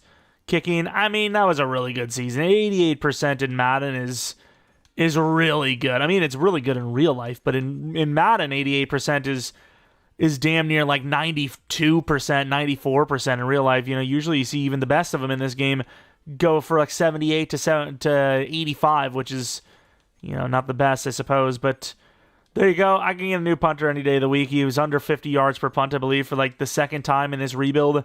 That's too many times. 1 is too many times. Let's go to free agency. Got 20 mil. Probably not going to spend it, but I'm curious in case we can make some room. Running back's not a problem, even though he hasn't really played well. Terrion Arnold. Oh my God, he's that cheap. What is happening? The market's dead. This sucks. Cooper DeJean? I mean, we can afford to sign one of these guys and just put Byron at like the 3 or the 4 or play him at backup safety because he's got so much zone. Cooper DeJean looks insane. Why would I not go for him? Wait, why are they saying, oh, we're broke again? Why do they keep telling me that I'm not broke when we're broke? They're like, nah, you're broke, dude. You can't make this play. Although I think it is glitching out because even if I can't, they should still let me get in here. But they won't. I'm not really sure what's going on here. What's going on? Why can't I, actually? Like, I'm so confused. Let's trade off Darnold and see if that maybe fixes things. I doubt it will, but you never know. Darnold, trade him off for whatever. Like I said, maybe a third-round pick if there's a team that needs the QB that much. Falcons are that team. I mean, realistically, we should get more than this. Let's see what they're offering. I mean, not great, but definitely a lot more than a third. Calhoun, what are they doing? That is way too much. They can't afford him, so I'm not really sure what they're doing here. Let's go to a team that can afford him. It seems like the Colts and the Titans are very interested. Which, hey, they give me a second-round pick for Sam Darnold, 82 overall, 31-year-old superstar. I mean, he played really well. It is fair. It's just his overall doesn't really reflect that, in my opinion. But now we have 42 mil, which means we should have at least 20 mil to spend. And yet, here we are. Just, I'm not sure what's going on. Okay, I backed all the way out, and things changed. It's fixed. Cooper DeJean, I think, is a long-term option for us, so I am willing to spend a little bit more money here, even though I know we have to pay McCarthy if we want him back. But I am down because we're going to be losing Byron soon, you know? Problem is, after I can't... Oh, nobody wants him? What kind of crystal meth is going on around here? I mean, I'm down. Give me Cooper DeJean. Sweet! New cornerback starter, automatically, number 2. We've got ourselves DBs now. I'm not worried one bit. I'm not really sure what else we need at this point, though. We've got the best corner trio in the league. We have a really good safety group. We have the best wide receiver trio in the league. We have one of the best tight ends in the league. We have one of the best O-lines in the league. Interior, the D-line's working up there. They're good, though. Our edge is a problem, I'll admit. It's problematic, but we have a decent draft pick again. Pick 12 and 23 and 40 with 43. We've got all the draft picks we want. We could go to pick 1 if we want. Which, I mean, we're going to pay attention. If there is a generational, I will trade the house. All right, we're in the draft. We have pick 12 overall. I scouted a further amount of edge rushers, and we have a little bit of information. Not quite exactly what I was hoping for, but Zach Jackson, I don't even remember how fast he was, but he's a round 1 true talent. Not that fast at all, to be fair. We are still in a 3-4, so we kind of need players that are on the faster side, pure edge-wise.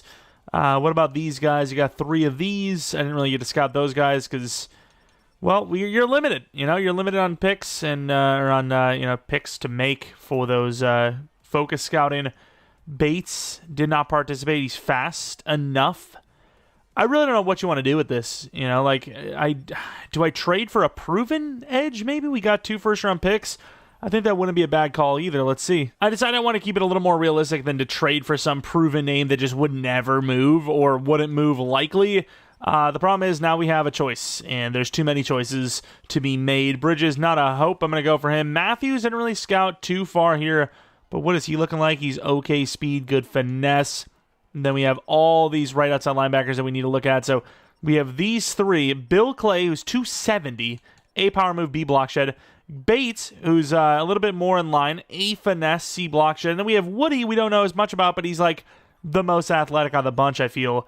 Clay, he's solid, but he's not like amazing. I kind of want a finesse type as well. Do I go Woody? Mike Woody. I'm taking the chance on his finesse, and it's got good block shed, so I'm going to take Mike Woody. Please be hitting. That's all I can ask for. 12, true talent. Hey, Neb, that's a good pick. All right, I don't know what we need now. I mean, I have like a lineman on my list and maybe tight end, supposedly, because, Hawkinson's not going to last forever. Maybe a quarterback, but I don't think you're going to really see that quarterback. That one guy that was there, he looks pretty mid, and he's still there, but he's still looking really mid. Jeff Jones, I mean, it's not like he looks mid. It's just the true talent tells me he's mid. So, like, do I not listen to that? McCarthy was pretty good. I'm going to give McCarthy another chance, I think. What about the rest of the team? Clay's still there. What about Killings? Was he solid? B's across the board fast. We got Cooper DeJean now, though, so I don't think we really need him. I mean, at this point, this is the problem with a 10-year rebuild. I have nothing to take. And we're not even close to the 10-year, max, if you will. Could go next year. Well, that's not even next year. That's like 2 years from now. Could go next year, though. Get a third this year, get a first next. The Rams, the Raiders would be a good choice, too, but they know that. That's why they're only giving us a fourth, which I feel like is a pure scam. I mean, I guess I'll just take the Rams pick here. Wait, what do the Rams do anyways? Do they make the Super Bowl? Rams are pretty good. Raiders, not so much. So we're going to be trading with the Raiders here. We're kind of getting scammed, but we just don't need anybody this year. So anyone that's willing to give us a first-round pick, I'm pretty much willing to take it. So let's go to the Raiders. Hopefully land ourselves potentially even like a top 10 pick next season. Watch them take QB, the guy that we were going to go with. And then he's good, and then we get sad. They go with Bridges, edge rusher. God, that was 2 to 3 on our board. All right, second round. I'm, once again, not really sure what we need, so I'm just going to... Okay, the quarterback's still there. I'm going to just take him. Jeff Jones, welcome to the team. Value's there. We have no one else to take. 76 true, hidden dev. Why am I not starting this guy over McCaffrey again? I don't know. McCarthy? I don't know why I'm messing up the name. We got a lot of picks here. Do we continue to draft? Do we trade down again? What do we do? Tight end's up there, but at the end of the day, the tight ends we have, we can easily just wait on. I have Will Weiner. Funny name. Pretty damn athletic, though. And then I have... Who else do I have? Watford, who looks like a pretty good zone guy. Could be a safety. So I guess we'll take Watford, and then we'll trade the next pick down. True talent 6, normal depth. But we got ourselves some depth at safety, I suppose. Patriots give me a second next, fourth this. Why not? I mean, we're getting scammed on that, but I just don't have anyone to draft right now.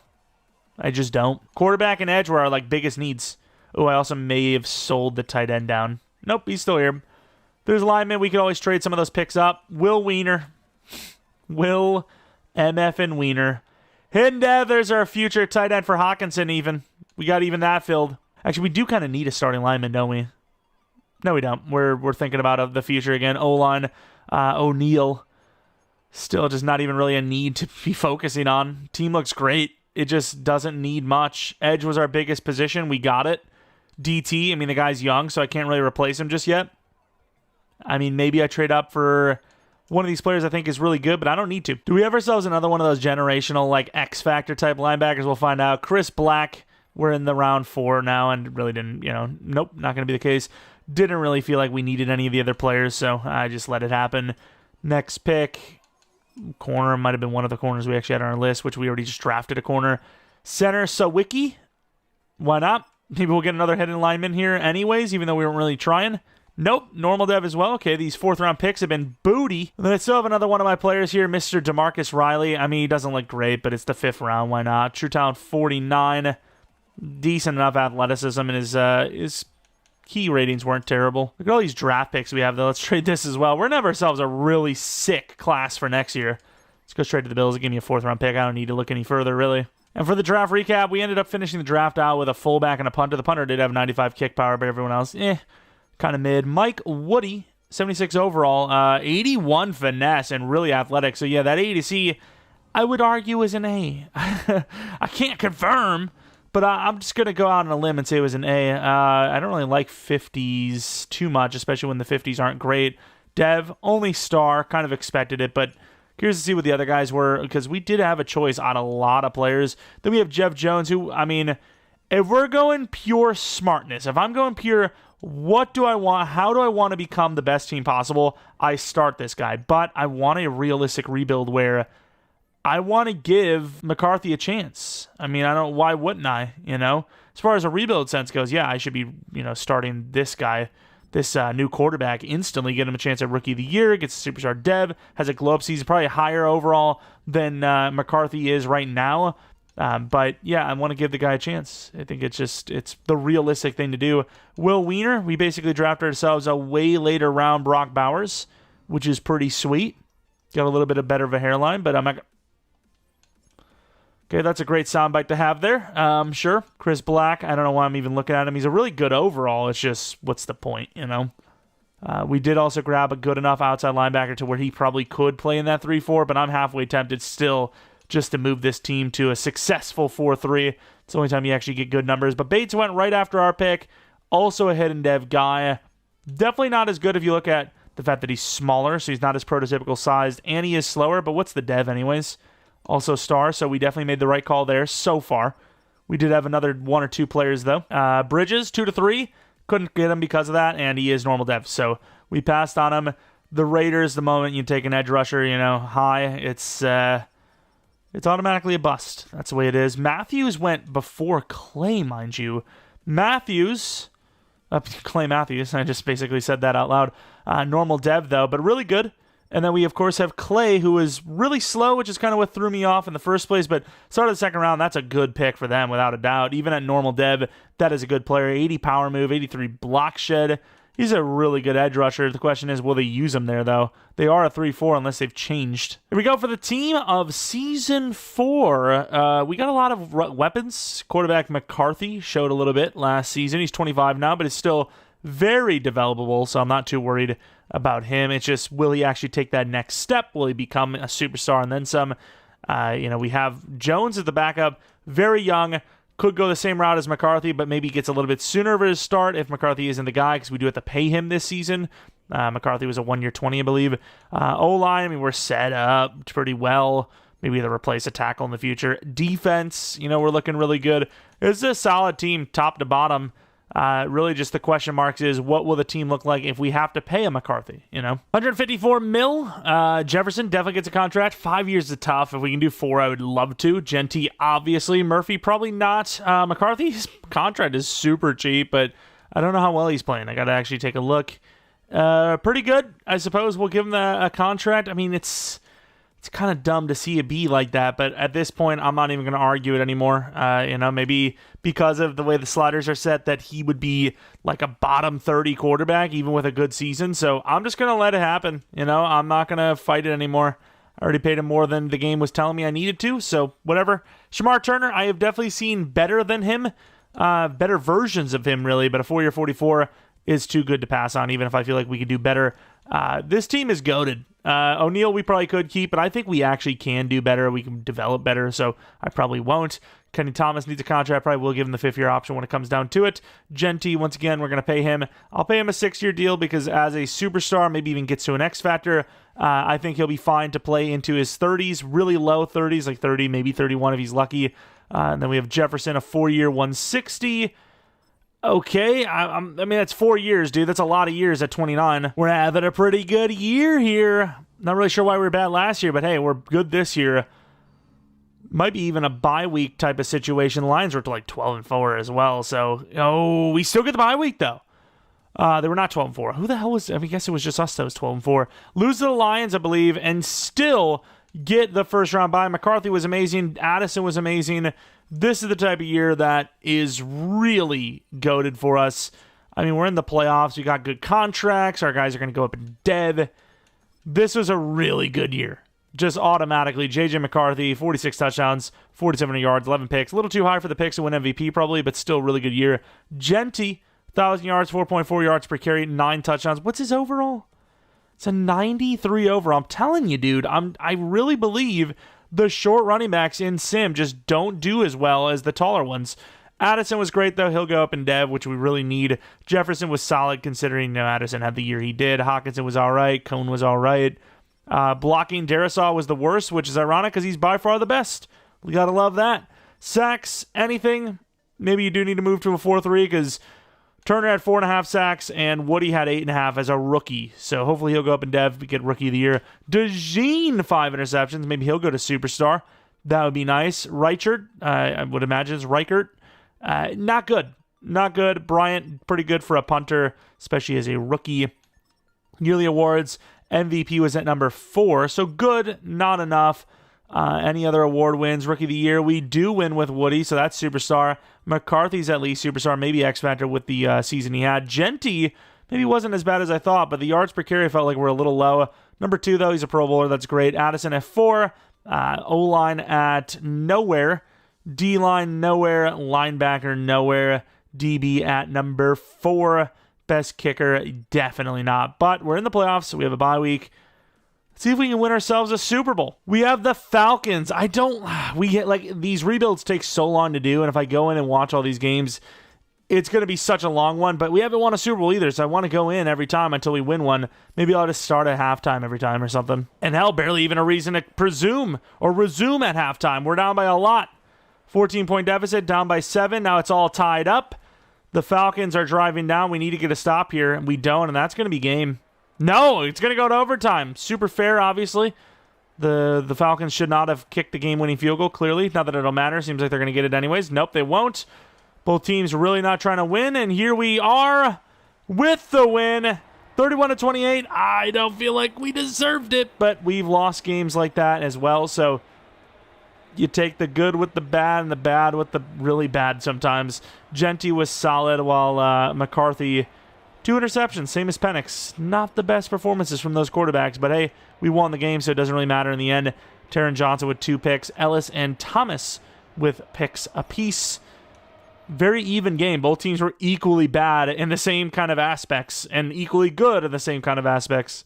We just scored slightly more. As just like that, because of the first seed, we are already in the championship round. 3 overalls higher than the Rams. They've got a pretty good scheme, though, with Purdy. This is a little worrisome. And at halftime, a much better game so far for us as we're completely shutting them out. It is rare you see one, so they're definitely going to score something. And they don't! Wow! That is a statement game to make the Super Bowl 38-0. Wow, what a performance that was, as we are now headed to the Super Bowl. Locked down. McCarthy was amazing in this game. One of the best championship performances ever. Purdy was really bad. Jeanty was okay. Not really the yards we were hoping for. Addison was solid. Hawkinson was solid. You know, everyone kind of played their part. Pass rush. Couple of sacks here and there, 2 picks for us. We also had a perfect kicking game. That was an unbelievable game there. I just usually don't see something like that. Come on, give us some Mickey Mouse player team. It is the Ravens. Wow, 34-35. Either way, you were playing a really good team. I suppose that's the team you would prefer to play. Were they the number 1 seed? I think they might have been. So it's number 1 seed versus number 1 seed. What a riveting game. Either way, winner takes all. The purple battle. Let's take a look at our DevOps real quick, I suppose. But yeah, very interesting. McCarthy, not X Factor. Addison's an X Factor, though. And we'll take a look at the defense. Woody goes to superstar. Prewitt's still normal dev, though. Was Cox already superstar? Or was he star? I think he might have only been star. Nope, he was superstar. DeJean, wait, did DeJean stay star dev? I think he did. That is really unfortunate if so. Wow. 5 interceptions doesn't do it. Okay. Either way, for all the marbles, the purple battle. This is the Super Bowl, though. We're probably ruining the, like, how it worked. But we're going to watch this all the way start to finish. 7-3, 14-3. I don't like it. Come on, Minnesota. Do something.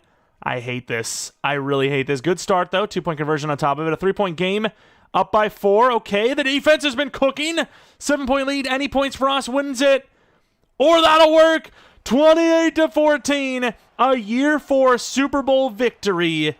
I don't know what it is about year 4 that just is the most common way to win Super Bowls, or the most common timing, I suppose, to win Super Bowls, as the Vikings have done it. They are Super Bowl champions, and we still have another 6 seasons to go. I mean, we could actually finish this rebuild, depending on how we continue this, especially with the contracts we have, as a top 5 Super Bowl winning franchise. Like that's kind of crazy to think, but it is genuinely possible. It's going to be really tough, but it is doable. I mean, this team is looking like it's going to be intact for at least the next 4 seasons. So, I mean, that's insane, right? McCarthy, 3 touchdowns, 0 interceptions. Run game was pretty bad. It was pretty bad from both sides, but that's all right as long as we win. I don't care how it happens. Sacks, 2 for Davis on their side. Woody had 1 for us. Woody's really the only guy that's really consistent at all at pass rush, which is crazy because he's the rookie. He just got here. Turner, I'm a little disappointed, but it is a 3-4, so I can't really blame anyone. Just the way it goes most of the time in a 3-4 defense. But yeah, I mean, I'll show you guys we didn't do any funny business. I mean, at least winning 1 Super Bowl is the goal, so there is absolutely a horse in the race to want a Super Bowl win. So there you go with that. Falcons offense, Steelers defense, I think that's pretty fair. I think Steelers defense is arguably the best defense for 3-4s, but 3-4 defense is just so bad that there's like 10 4-3 playbooks that'll get you more stats than a 3-4 defense will, no matter what scheme, no matter what playbook you're running. And then offensively, the Falcons, I'd probably put them just inside the top 5, top 10 for sure. But I haven't really, tested all the schemes before. I thought, going into this one, the Vikings scheme was going to be really good because I seen McCarthy always develop really nicely, but no, that wasn't the case. We have 2 offensive coordinator messages. I have no idea what the hell that's going to be. Do we have any retirements? I mean, O'Neal, there is a possibility. I doubt it, but there is a possibility. We see that all the mentors, we just added an extra ring to their career totals, which is cool. But let's take a look, I guess, at the storylines. See what we got going on for ourselves. I'm not going to look at the media one. It's going to be like, hey, what do you think you need to do in the draft? It's like, we just won the Super Bowl, dude. Relax. We could have nobody and I'm fine. This should be Jefferson, but McCarthy is QB1. He's the lower overall of the 2. He's going to regress a lot later than Jefferson, so let's just get the guy that needs to get up there as quickly as possible, more ratings. What is he going to be focusing on? Accuracy. Okay, that's fine. Sure, throw power would be great, but as far as this goes, don't need throw power. It's a rebuild. It's fine. It's all about ratings. It's all about overall. And then we have another one, offensive coordinator. What is this going to be? It's going to be like one of the players wants to talk to you? No, another offseason word. I didn't know you could get 2 on the same side of the ball. I mean, I guess Jeanty, because once again, Darisaw is another one of those soon to regress type of players. Hopefully this time, hopefully it's just like, hey, I'm going to work on juke moves and all that. Nice. That's all that matters to me, because I don't know that any of the players' personalities, and thankfully for that, I don't have to click in and find out. I could have, to be fair, but we're fine. Let's move on to the offseason re-signings. I mean, we got a lot of money. I think we took care of all the contracts anyways. The only guy we're losing is Byron Murphy, but we already have McMillan as a backup anyways, I believe. Still, 5th-year option probably is the best bet for Thomas, so that's what we're going to do. Murphy could keep on that cheap of a deal, and I think I will. 1 year, 5.6, wants to play for a new team. That is the stupidest thing I've ever heard, but go ahead. Enjoy yourself. O'Neal is actually pretty interested in staying. I think we can do as good, if not better. And you know what? I want to keep it realistic. And it's not often you see an offensive lineman play the way he did, especially a tackle. He gave up 3 sacks on the year, man. I'm keeping it intact, dude. Why would I ruin a good thing? 44 mil left. Ridiculous team. This is one of our better rebuilds, honestly. It really is. Just for the fact that the longevity is there. That 10-year rebuild chance is there for us to be like a great team all the way across.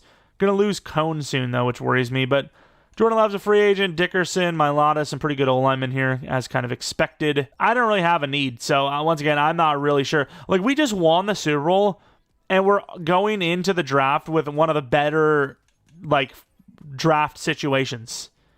How do you defend us? Oh, my. And the Raiders were the 2nd worst team in the league. We're the Super Bowl winning team that also happens to have a top 5 draft pick. That's absurd. What do you want from us? How do you stop us? I don't know. So once again, basically unlimited draft picks. We have so much, yet little to grab. It's unfortunate. I don't know what the hell to draft. We have pick 2, obviously, here. I seen that this tight end looked really good, Burnett. But I just don't need a tight end right now. We've got our backup that's basically being wasted by Hawkinson, still being a pretty good, serviceable guy. We have some linemen scouted. We have this left end, Florence. Is this the future of the position? Percy Florence. He looks really athletic. I think he's going to be just outside of that range of being a generational, but I mean, I need edge because Turner doesn't seem like he's going to be the guy, so do I not just take him? I'm going to go realism for once. I'm going to take a player instead of just... The thing is, I could probably trade down to 5 and still get him. Yeah, I'm going to do it. I'm going to trade down to 5, and if he's still there, I'm going to take him. He could go really high here. It would not surprise me to see him go, but at the same time, I don't need this pick. Really, I don't. I mean, we got a second this and a second next from the Saints to move back 3 spots. They need a left end, so if they take Florence, that's a good trade, because I would have taken him if not. But instead, they go Robert... Rogers. There's no way Florence is still there at 5. That would be so stupid. And he's still here. All right. I mean, I got a really good trade. I end up with the guy anyways. Florence it is. Mr. Percy Florence. I really don't think this is going to be a worthwhile pick for us, but I'm just going to keep it somewhat realistic. Normal dev. Sweet. It just sucks because it's very, everything's kind of the same, I kind of know exactly what's going to happen before it ever happens. For the most part, a lot of the times. Burnett went all the way to 27, by the way. The Eagles get themselves a steal. Who would have thought? We have that round 1 true talent guy. Maybe that's, a route we go. Anyone else? Got some safeties here. Safety usually falls really hard. Don't need a safety, but I also just don't need a whole lot of anything. So why not go with, well, I said 2 to 3, so let's move on to next round. Why not? You know what? He's 2 to 3. I'll take him now. I'll take whoever 2 to 3 is there because I can get a 5th-year option out of him. So what position do we want the most? That's sitting here at 2 to 3. We got a DTs as well. A 2 to 3 for this guy. Is he halfway decent? Die, 22 across. Oh, he's good. They can say he's bad. I don't believe it. I think he's going to be good. 58 true. Hidden dev, 94 strength. He had 42 reps, and he was athletic as hell. I can't go wrong with that. I'm down. I'm absolutely down. Okay, with this pick, though, I think we are going to be taking the safety. Don't really even need a safety, but, I mean, why not, dude? I mean, the guy looks pretty damn good. What was his name? Nelson Rogers. He had the A-man coverage. Could play corner for us. Not that fast, but fast enough. Nelson Rogers, 53 true talent. Normal dev, wasted pick. I mean, I'm just wasting picks at this point because I just don't need them.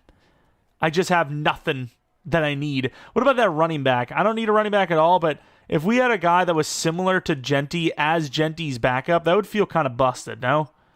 That'd be kind of crazy. Russ Florence, he was really fast if I'm not mistaken. Okay, he's not really fast, but he is fast. Do I not just... I'm just going to take him, dude. I have luxury pick on top of luxury pick. 6 true. But unfortunately, normal dev. Draft picks are starting to fall apart here a little bit now, but that's fine because we got everything we want. We want O'Brien. That's really where we're last. Our last draft pick is needed. Boom. Watch it be normal dev. 17 true. Hidden dev. Good pick. Could make some trade-ups, but once again, I really needed to trade down in this draft. I just didn't want to make it so stupidly unrealistic where I'm just trading down every single draft pick I ever get. Winston. He wasn't the best, but he was tall. Is that enough for me to be like, why not? I think so. Alex Winston. 114 true. Normal dev. You could definitely work with that. 6'4". Got some speed. Enough speed at 91. He's got some jumping in there. Don't need a linebacker, but do I not take... Oh, Stecker went. Don't tell me that. I think I had 2 linebackers, but don't tell me that was the guy. Okay, we do still have Cleary like I expected. Derek Cleary. Super athletic. Why not? 73 true. Normal dev again. I mean, at this point, our team is so stacked that even these like 68 to 72 overall normals that we're drafting, even those guys might not have a roster spot. Oh, who the hell is that guy? That Isaiah Flowers looked insane. I'm willing to trade off like all these picks to some team for like a 4th and a 5th. I'd prefer if they had 2 4ths. Is there a team that was like really not... Like, who's a bad team? I actually took a 3rd and a 4th off of the Seahawks next year. They are getting a haul this year, in fairness, if you really need to build up a roster, with some picks. They're getting a lot of picks there, but you are taking away your 3rd and 4th next year. They don't have a quarterback unless they took one in the 1st, which they probably should have. They are literally the worst team I looked across the board at quarterback, so why wouldn't you? We have nobody available. Kicking hasn't been perfect, so I will look for a new kicker and then call it a draft. And we finished with a nice fullback, 70 overall, but it's just a random draft. I really don't have any horses in the race. We won a Super Bowl with the 3-4, though, so we're going to stick to it. When we're in a situation where we actually physically can't win a Super Bowl because the 3-4 isn't allowing us to, then we'll use our 4-3 card. But for right now, we won a Super Bowl with the 3-4. We're gonna live with that. Just a lot of normals, but Die was one of those hidden devs. Super strong, 74 power, 74 block sheds, great. As far as his actual dev goes, only star. Haven't really seen crazy devs outside of that linebacker that we got. Everyone else, for the most part, is kind of just random. O'Brien, I wish he was a little bit taller. He would have been perfect to play the future left tackle position or right tackle position. But as for right now, that's where we stand. Late 3rd round pick for Winston, 6'4". How good was he? I mean, that's a good player. Really good catching. I mean, regular catching is 77, but spec catch 87 is unbelievable. 80 catch in traffic, 89 jump, 80 release off the bat. Yes, he needs a little bit of work. With aggressive catch, though, he is a jump ball goon. Here we go for season, I believe, 5. Of course, I forgot about the wiener. Should the wiener not start over Hawk? Let's see what Hawkinson... Okay, do I do wiener or Hawkinson? I think I'm going to put the wiener out in front. Looking at the rest of the team, though, it looks great. Skill positions are top tier, 91 overall. Looking pretty primed to be a Super Bowl team again. Really going forward, other than money concerns, you maybe worry about the regression of Jefferson. He's not a 99 overall anymore because he's 30. but even then, he might make it to like right up until that 10th season mark, which, speaking of 10-year rebuilds, once again, let me know in the comment section below what you'd like to see, but I'm kind of thinking maybe a 0 overall rebuild, 10-year. I don't think I've ever done one of those. I know Brandon the Simp, Brandon TS, I'm not even, does he go by that? I know, is that even a known thing? I know he did one somewhat recently, and I feel like that could be fun. I don't know what his exact stipulations were, but I would like to do one where I don't trade down. That's one of my big things in all rebuilds is trading down, but especially in a 0 overall rebuild. Imagine being stuck at pick 1 overall for like 2 or 3 seasons and not getting extra picks. You'd basically use like 4 seasons up just to build the roster. No trading down is basically like literally my kryptonite. Like, if you want to call me Superman, which I don't think anyone does, the kryptonite by like tenfold is trading down, or not trading down, I suppose, would be the kryptonite of it. But yeah, I'd be interested to do something like that. Let me know what you guys think. We have a lot of money, but I would imagine that means a lot of players to resign. Ivan Pace at that age, that dev, I'm down, even though it's nearly 20 million per.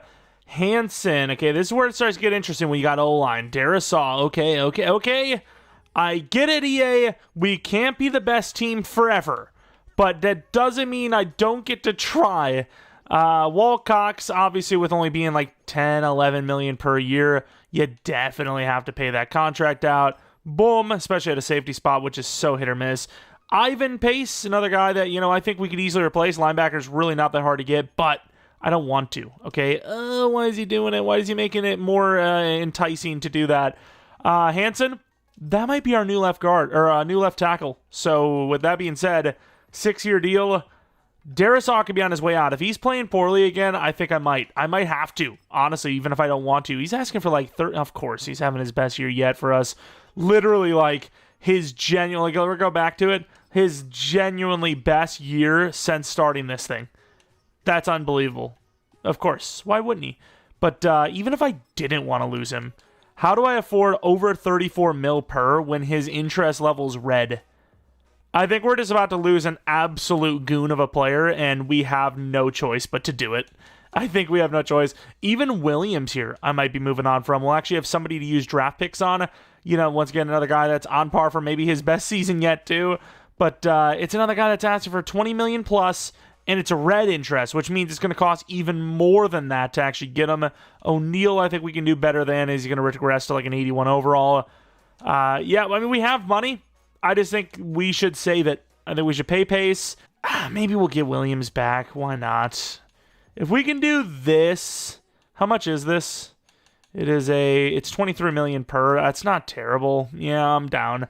53 mil left. We have to replace a few linemen. That's fine. 14-3. We got ourselves a bye week. McCarthy was the number 1 yards guy, number 1 touchdowns guy also, it seems. A 77% completion percentage, by the way. I don't know what it is with this guy, but he's the magic man. We gave Darnold a long time to start and good chance to do it all, and McCarthy waiting, and yet here he is on the cheapest deal ever. The holdout would be insane. The holdout would be generational, but of course had a really good season here. Jeanty still really hasn't lived up to the contract, for being real. I really wanted him to be on the thumbnail, but I'm not sure if he will be. I mean, so far he's really not lived up to the hype. I know we ended up being a second rounder, I'm pretty sure, for us, right? He was a second rounder.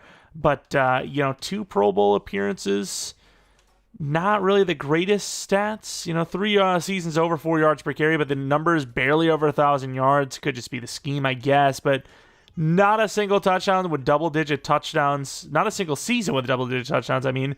Addison was unbelievable again. Jefferson, really solid. Cone, really solid. Wiener. That's a solid wiener. I mean, that's just a good wiener. Left tackle, once again, talked about Darisaw playing his best game yet for us, as we have no choice pretty much but to leave, let him go. Williams, 12 sacks.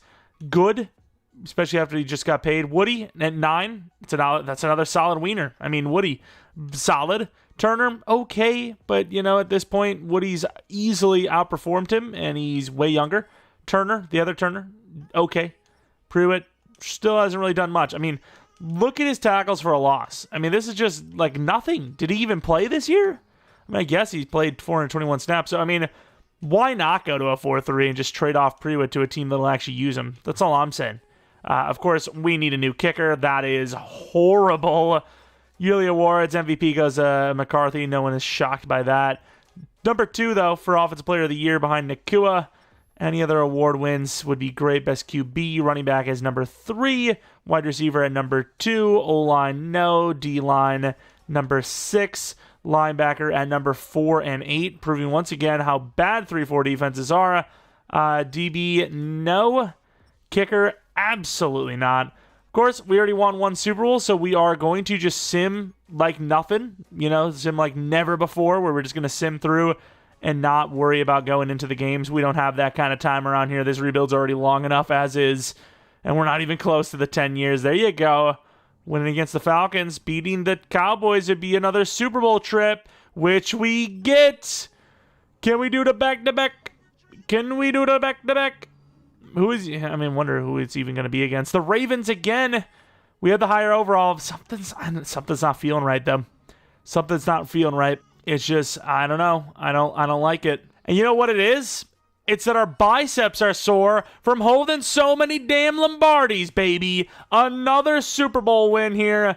This time, not actually watching the games, just existing, just letting them play.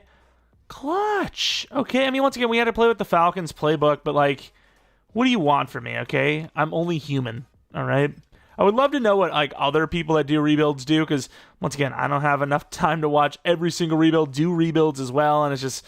I try to watch, other people. I try to support other channels as much as I can, and it's tough, okay? I don't have any time to watch anything at this rate, but I wondered, am I the only one that changes playbooks, or am I the only one that at least, admits they're changing playbooks?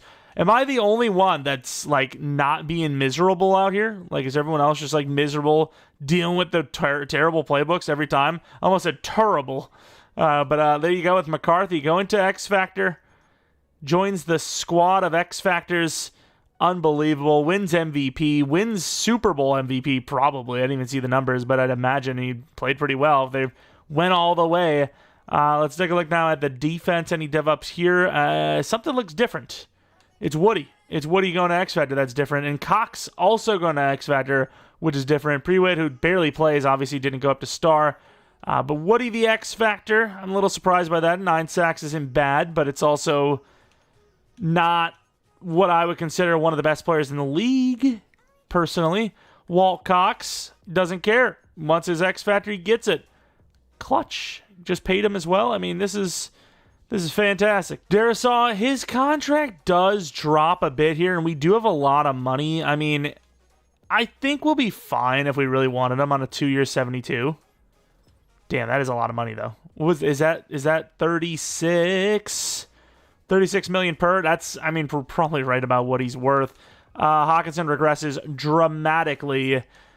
Really good depth on this team, too, but they will be all gone. It's crazy, though, that we still have money. It's just, the thing is, you could say, oh, it's because of McCarthy, his contract's cheap, but let's take away his 10 mil and say we have to pay him 60 million per.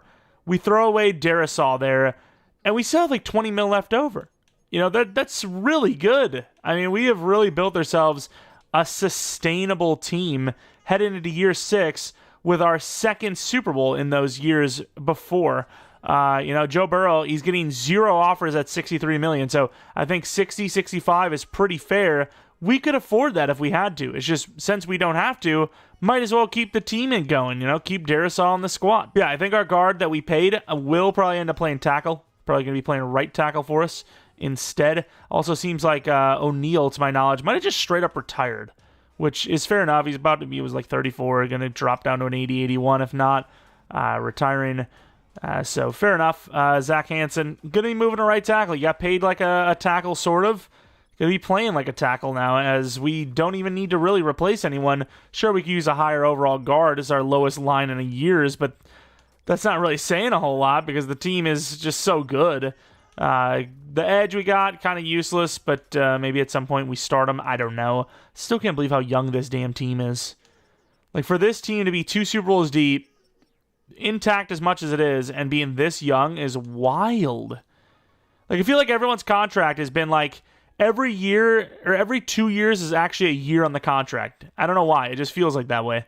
feel like we should have had money problems by now, and we just haven't. Now, once again, it's the quarterback probably, but like I said, if we got rid of Darisaw, we'd have needed one lineman, realistically, and we could pay McCarthy one of those crazy contracts. So, say what you will. Let's take a look at our draft picks. I think we'll be fine. 32, 51, 64. So not going to be that high of draft picks, but we still will have decent ones. Do we truly have a must draft position? I don't know. I mean, let's find out. Let's find out if we do. I'm pretty sure it's DT, wide receiver, safety, a couple O-linemen, and a linebacker. So sort of offensive line, a little bit. What are the offensive line lists? We've got a couple of 1 to 2s, even one of them being a 3 to 4 projected. A couple of ATs, but they're later. We've got some safeties. You're thinking about if you have to replace Ray at free safety, you want to do that instead of paying him because, somebody at some point is going to be a cap casualty. So far, we really haven't seen it for the most part, but it's going to happen. McClendon, I don't need a safety that bad, but I'm going to take him anyways. Kyle McClendon, True Talent 7, Hidden Dev. I did not think those ratings looked like True Talent 7. I thought maybe a top 30. I'll take it. That's a good pick. If one of those linemen are there at 19, I think I might take him as well. And then at 32, we'll probably end up going with probably another lineman. Let's just grab a bunch of linemen. Why not? Paxton, the Paxter. What about DT? I mean, we don't need a DT yet, but we're going to have to pay Prewitt. Oh, Pace is the guy for sure. Ooh, okay, maybe not. I might have made a mistake there. Oh, well, let's go to the next pick and take a lineman for sure. Somebody here is going to be picked up from the offensive lineman position. Who is it going to be? Who knows? It looks to be, in my opinion, nobody. I guess it's Whiteside. 6'3", though? I mean, I guess. 6'3", 3 to 4 True Talent, 46. Oh, my God. Okay, somebody take the controller away. Oh, my God. Somebody help me. Going to move to the next pick. Our draft picks aren't as good as they used to be, which is actually a lot more fun. I'm going to have a little more fun now that we're not, super set at every position. We have another DT, potentially. Angelo Reyes. Sure, why not? Super athletic. The other guy was terrible. 78 true. There you go. Finally Hidden Dev. Might actually start over Prewitt and we trade Prewitt off for someone because he's on a final year. Hasn't really played much. Hasn't really played well. And this guy's a rookie. He's the future. So I think, with the talent we have, we can easily take the deficit. Lonnie Baskett, 6'3". Corner's not really that big of a need. Wide receiver kind of is, though. So let's go at 6'3". Monte Ward.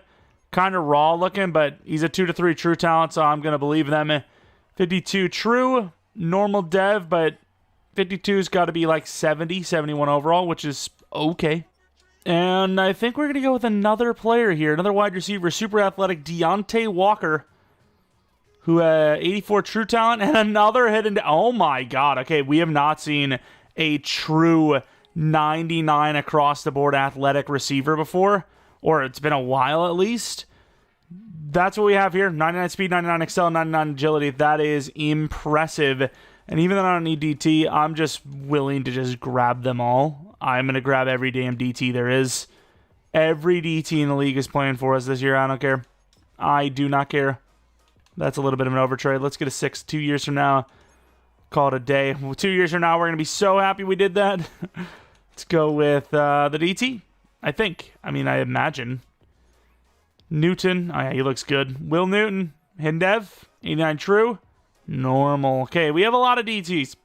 Probably maybe went a little too hard on them, but that's fine. And then at 32 in the 6th round, if it is our last pick of the draft, which I think it is, we are going to be taking kicker. And let me tell you, the kickers kind of suck, but Will Whitfield is basically the best one. 62 True. Normal Dev. Only 92 kick power. Not our best work, but based on that True Talent, it's telling me that we probably took the best one. There was no elite kick power guys, so you're not going to see one of those top 5 True Talent generationals. Looking at what we got, the safety was a 76 overall. I mean, that's our future free safety. Not quite just yet. Ray is a good player for now. I should have looked at his dev over there. Who cares? We'll find out later. Ray's a pretty good player for now, but yeah, we had a really bad draft if we're going to be keeping it a buck. This was pretty terrible. I mean, just a bunch of normals at almost every damn position is really disappointing. I guess that shorter guard we had for a long time is going to be our starting guard going into this next season. Pretty disappointing. I really didn't like too many players in the draft anyways, like high, so I don't really care about what we missed or whatnot. But, yeah. Maybe should have traded some of those picks away. And this seems like an under trade for us, but Pruitt, Ray, and Coleman all on one-year deals. Very good young players. 24, 24, 25, 84 overall, 84 overall, 81 overall. For basically a first-round pick from the Detroit Lions. A first-round pick is high, and even if it is a top 5 pick, I still think they got their value. They got 2 really important positions. Well, at least the DT for the most part. They get a guard. That's a good trade for them. I just don't have any desire to pay them, and I have replacements. So why would I, work through that? The safety was a lower overall than I thought. I thought he was like 86, 87. 84 overall, I can replace with McClendon. He's already a 79 zone, safety. You wouldn't actually look at his dev. We'll look at it now because, of course, we're starting him. Before it was kind of like, who cares what his dev is? We'll see it when we actually start him this following season. Only star dev, but I can work with that. I think he'll easily be Ray and then some after a year, and I don't have to pay him. All right, we are now in Season 6. We have the 2-peat going on. Can we go for the 3-peats? The offense is, I would say, easily the best skill position group in the league. Offensive line is one of the best offensive lines in the league. Defensively, edge is obviously both 87 overall. Solid. Middle linebackers, 88 plus. Safeties, free safety takes a little bit of a dip, but high potential guy. Cox, obviously amazing. I don't even make this. I don't set this up. I set myself up. Corners are obviously amazing. We do have to pay Thomas, though, so we'll see what kind of money we have going forward here. But, everything's been good so far, right? Why can't we keep it going? Oh, okay, so we are. Okay, we're a lot more screwed than I thought. Whoa, what happened? Wait a minute. Were we just relying that heavily on rookie deals? It makes sense. Are we really this broke? You got to factor in the fact that, we're not paying McCarthy like anything. So the offensive line is gone. Basically, any offensive lineman, no matter how cheap they are done for. Don't want to lose Ellis, but even he's probably going to be gone. I do not want to lose Thomas. That is a fact of life. Everyone else, see you later. I don't care. Thomas, not losing him. I can replace everyone else, even Cone. Even though I feel like he could be like the future replacement for Jefferson. I can live with it if I had to. I would prefer not to, though. But yeah, we're going to have to, it seems. But yeah, we need to replace a lot now. Several linemen, a linebacker, and a wide receiver. But we have a lot of draft picks to do it. We have a couple of guys waiting on the list already. But then how do you pay McCarthy upcoming, Another 14-3 season. We know what happened last time. Our guys all over the place in the top 3 listings. Just unbelievable. Jeanty still just around that 7 touchdown season. Just keeps hitting it. I don't know. The Falcon scheme just doesn't like rushing touchdowns. But hey, Jeanty is really good yards per carry for once. Wow. Jefferson with 2,067 yards and 29 touchdowns. What is it with this NFC North having really historic wide receiver ones? Unbelievable. D-line, defense, speaking of unbelievable, not the best work. Really not the best work at all. Gave Will another chance here because Whitfield, about the same kick power, but way less kick accuracy, and we couldn't really get rid of Reichert. But yeah, we had a great year, so at least it worked out. Bryant, 52 yards per punt. Could be another MVP for Mr. McCarthy, and it will be. Any other awards? We started a couple of rookies. Jefferson, Offensive Player of the Year on top of it. Will not win Rookie of the Year with McClendon. Best QB, or best running back at number 5. Best wide receiver at number 1, obviously. Best O-line, Hughes. He's already a superstar, so it's kind of irrelevant. O'Brien getting a superstar would have been huge, though. And then pretty much, got a couple of guys here and there, but no one actually winning any other awards. As weird as it is, because we have a chance to, do what no one's ever done before with the 3-peat. Although, who won the Super Bowl in the first one? Maybe someone actually has done it. This could actually be the second time this has happened. Now that's a little bit further back than I thought. It was the Steelers that won it all. So this would be the first ever 3-peat Super Bowl series, which no one's ever done before, and no one will ever do again. Whoever gets the 3-peat, I don't think it'll ever happen again. It's just way too tough. As you get the Vikings and the Commanders here, with the Commanders losing or against the Bears. Could be a Madden. Please, just don't let it be the Bears. As we do win, we're back in the Super Bowl. Of course, it could be a long time from now that we get back here, though, because we're about to lose some players. Chargers, Vikings, the 3-peat on the line. Can we do it? And we do. 31-9. The Vikings have won 3 straight Super Bowls. Can we go for 4? That is uncertain. That's unheard of. That's absurd. We're broke. I doubt there's any way we can get enough money to keep anyone that we want to. I mean, everyone's pretty much locked into long-term contracts. Like, who do you get rid of? Darisaw? Even that doesn't really save you much.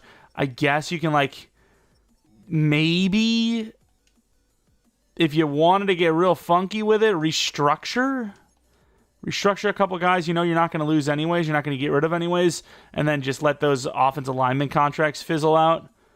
Even that, I think, is risky, and I just genuinely don't think it's going to work out, but we'll see what we did. So re-signings, we have 8.9 mil. Are we going to have a little bit more money than that in a moment? I don't know if that's going to work that way. I think you usually have to wait until the draft or the offseason officially kicks off when you get to free agency 1. Yes, it's going to suck to lose the O-lineman. Yes, it's going to suck to lose Ellis. I was hoping to not lose Cone, but he's asking for more than 10 mil per anyways. I guess you fifth your option Woody, and we don't touch any of our other money in that we have much to work with anyways. Yeah, the team is in trouble. It is in trouble big time. I mean, we're going to have to lose some players. Who? I don't know. We'll find out. We have 21 mil. There's no chance I can spend any of it, though. We absolutely have to save all of it. Hughes, what a guy. Gone, unfortunately. A lot of other teams losing some really good players, too, so it's not like it's just us. Ellis, another really good player. I mean, how good was he real quick? I just want to see Mr. Ellis. Sean Ellis. I mean, his block shed's not great, but his coverage is so good, dude. What can you do? Just ran out of money. But we're still intact for the most part. We just need O-line. Best part of this thing, though, is I can finally start drafting players again. I can finally actually put these draft picks to use as we actually have openings on the team for once. We need at least 1 lineman, 2 linemen, 2 O-line, technically 1. We could put Sawicki as a starter if we absolutely had to. So 1 lineman minimum, arguably 2. And then we need a middle linebacker. And I mean, even then, after that, we're fine. We're chilling. All right, we actually have a top 5 pick. I scouted some players further. And we do have a top 5 wide receiver. 6'4", 21 years old. Not the fastest guy, but look at all those core attributes. He really does look like a top 5 talent. I just don't know if I need wide receiver that bad. Ooh, the corner I looked at is also top 5. Okay, so that corner can't be passed on. That is a guy we absolutely need to get. Let's move to number 5. Hopefully McPherson's gone, so I don't have the choice. Yes, thank you. With that pick, we're going to be moving down to 18, maybe 20. Wow, oh my God, I forgot how high of a pick we're at. Yeah, they're willing to give me some picks. The amount of extra draft picks I had to add just to get the trade push through. The Broncos end up trading all the way up to number 5, using 15 and a bunch of other stuff. That one Albury guy looks really good. A little surprised that he didn't go all the way up here, honestly. I'm willing to take him this high. Corner's not a need yet, but it will be, and that's kind of an important thing. Juan Alexander also, edge rusher. Interesting, super fast, assuming that A to C finesse is his number 1 thing, so probably a pretty good player, but at the same time, Albury's going to be our guy. 21 years old, super great looking player. True talent number 3, it was top 5. Expected something around normal to star, but you got a guy that high of an overall, looking like 78 plus. You can't really go too wrong. And would we call this a reach if I grab this guy right now? I mean, I'd be trading down to pick 10 anyways, so I'm going to take Martin Carter anyways. Get that 5th-year option as well. True talent, 18, hidden dev. Not, a perfect pick, but one that can definitely star for us. We're not going to move around to where we are at the end of this draft, to this end of this round, to grab a linebacker and another lineman if we don't mind. Which one of these teams would actually offer me something good? I mean, that's not a good trade, but it's good enough. I'm getting something. I just wanted to move down and gain some more value because I'm going to get the same players I'm getting no matter what. But I could take an extra pick for free. Why not? Who the hell is this? Brooks Wentz. I mean, Wentz to our team because, the value's there. Why not get ourselves a decent backup even if he's not great? Normal dev. 49 true talent's price in the 70s. So for a late second, I can't hate the value. A lot of linebackers, so you could probably argue just grabbing the final lineman, Covington. Hope he's hidden dev, and then just Trade up for one of the last remaining linebackers, 67 true, hidden dev, beautiful. So based on the 40 times, based on, the coverage ratings, it's going to be between White and Pierman, I think, here. We could go for both if it comes down to it. Pierman, 6'3", 21 years old, athletic as hell. Not the best agility, though. And then we have White, who is 6'2", 21, a bit faster. I always take my odds with the speed. Hidden dev, and I'm happy. 64 true. Hidden dev, there you go. I mean, it really doesn't take much. Pace is on, the team for another 2 years, so I'm not going to worry too much about grabbing another one. But if there's another linebacker there, why wouldn't I? As there actually could be. There's not. It's Telfer, who was not even that fast, but fast enough for me to take. Just not this high. We'll go one more round. Pick 27 in the fourth. I'm down. Maybe get a third next year. Maybe more. I feel like I deserve a little bit better than that. The Bills giving me that trade. I think the Titans might be a little bit safer now. It's not even the year I'm looking for. So the Seahawks, Bills, Ravens, hell no. Rams, probably not. These teams aren't really giving me what I'm hoping for. Let's go to the Giants. They've been kind of not so great. All right, Ed Telfer. I don't even know if we need that wide receiver that much, to be honest, but here he is. Oh, true talent 16. Normal dev, but 16 true talent as a UDFA. I mean, there was potential there with some speed. I was hoping maybe we get another one of those sneaky superstars, but he's a very high overall, actually. So the opposite of high dev and potential, just high overall straight out the gate. We finished the draft with a mid fullback, and that corner was a high overall, 79 overall, Albury. Next time we need to replace like Cooper DeJean, unless we're going to play him at safety. Highly doubt that. We have ourselves a future replacement at corner. The tight end actually wasn't that bad of an overall. Let's take a look at Martin Carter now, who is a future something. I guess for right now, a future left guard. Not even a future, but a right now left guard.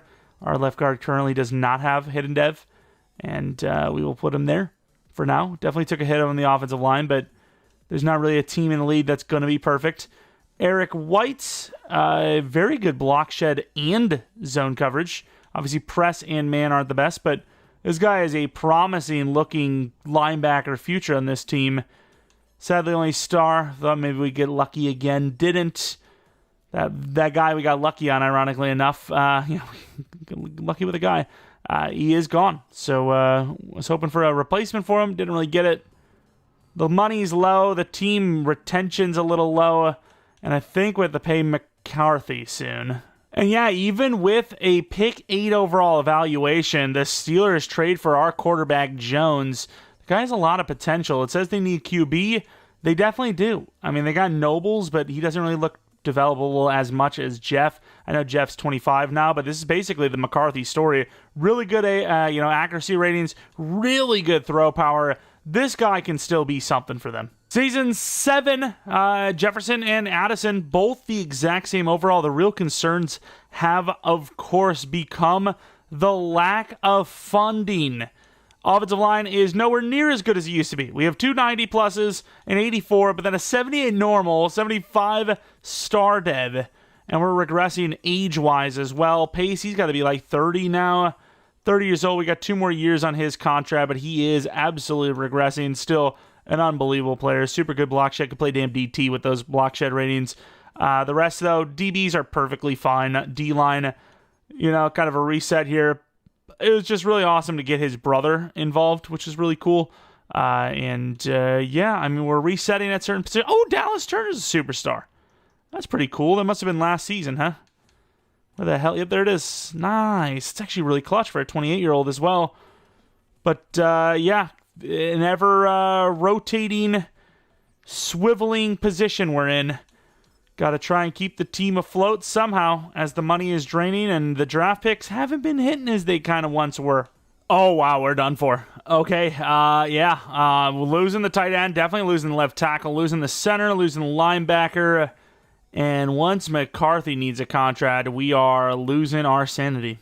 And unfortunately, worst of all, we might be losing our playoff spot. I get it. Our team is kind of falling apart a little bit, but compared to the rest of the league, this is a shoo-in playoff level team every year, yet we will not be here. As a 9-8 Minnesota Vikings team, we won 3 Super Bowls in a row. We lose a couple of linemen. They think it's all over. Let's take a look at the overalls. Let's just take a look at the overalls. So we are a 95 overall. The teams ahead of us are a max total of, so far what we could see, 90 overall. What a joke. Our Super Bowl success streak is over. So looking at some of the best teams in the league right now, the Bears at 15-2. What overall were they again? I'm just kind of curious here a little bit. The Bears were an 88 overall. Okay, 15-2, almost double our wins, despite being 7 overalls less than us. That's fun. That is fun. That is really fun. I mean, that's really cool, really fun, real realistic. Nice. We love this game. Chance at a 4-peat. Don't even get the playoffs to have a chance at it, though. What a joke. Honestly, what a literal joke. There's no defending it.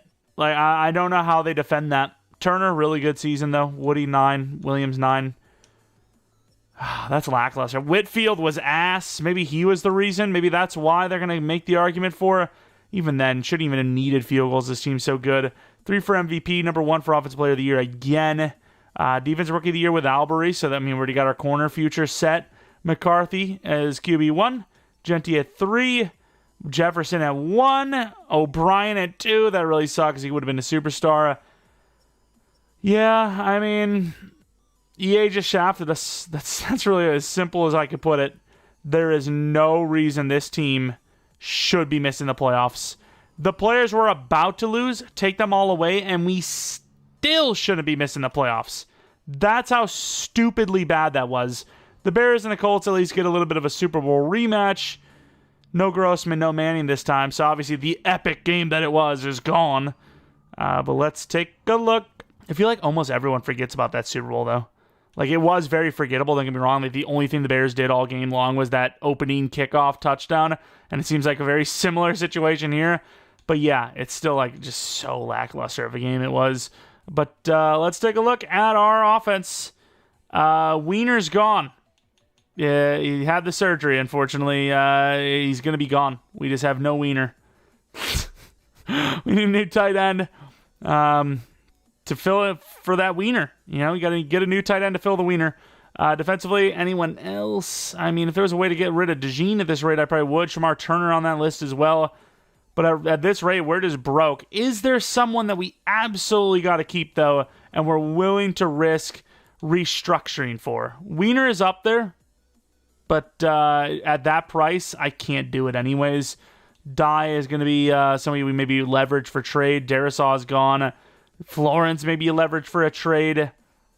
Yeah, I mean, we're not losing that much.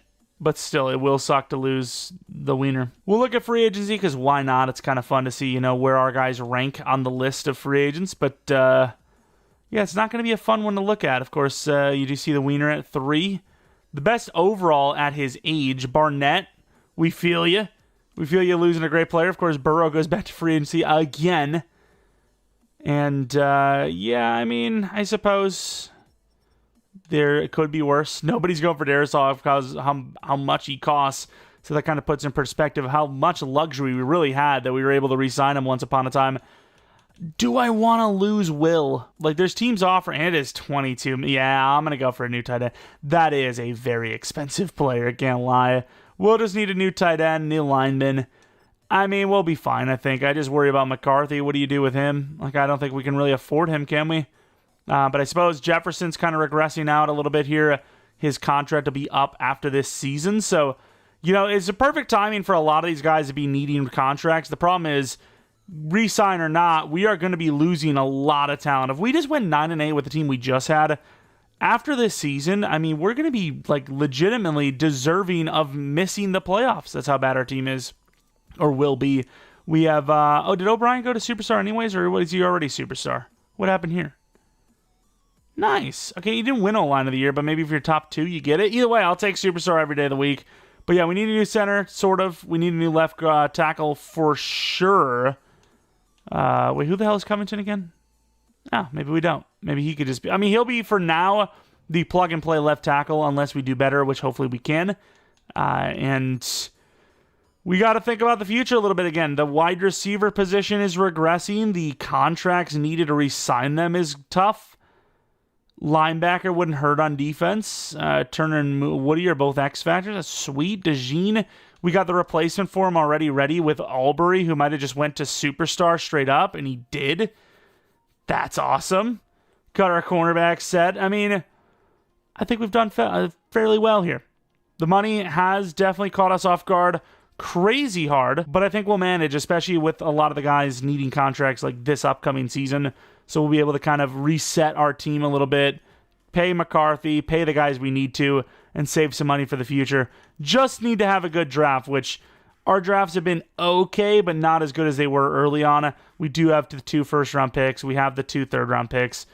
I think we're fine. All right, we're in the draft. We have a bunch of different needs. Tight end is one of them. We have a 1 to 2 talent, projected 2 to 3. He's pretty fast, probably worth taking. We have the other tight ends as well. I didn't get to scout that are a little bit faster, though. Reggie Gatson, 4.49. Pretty hard to pass on that at 25 if he's there. Wide receiver is definitely a need, but maybe not yet. You have another really good tight end in Leonard, so at 25, I'd be willing to take one of them for sure.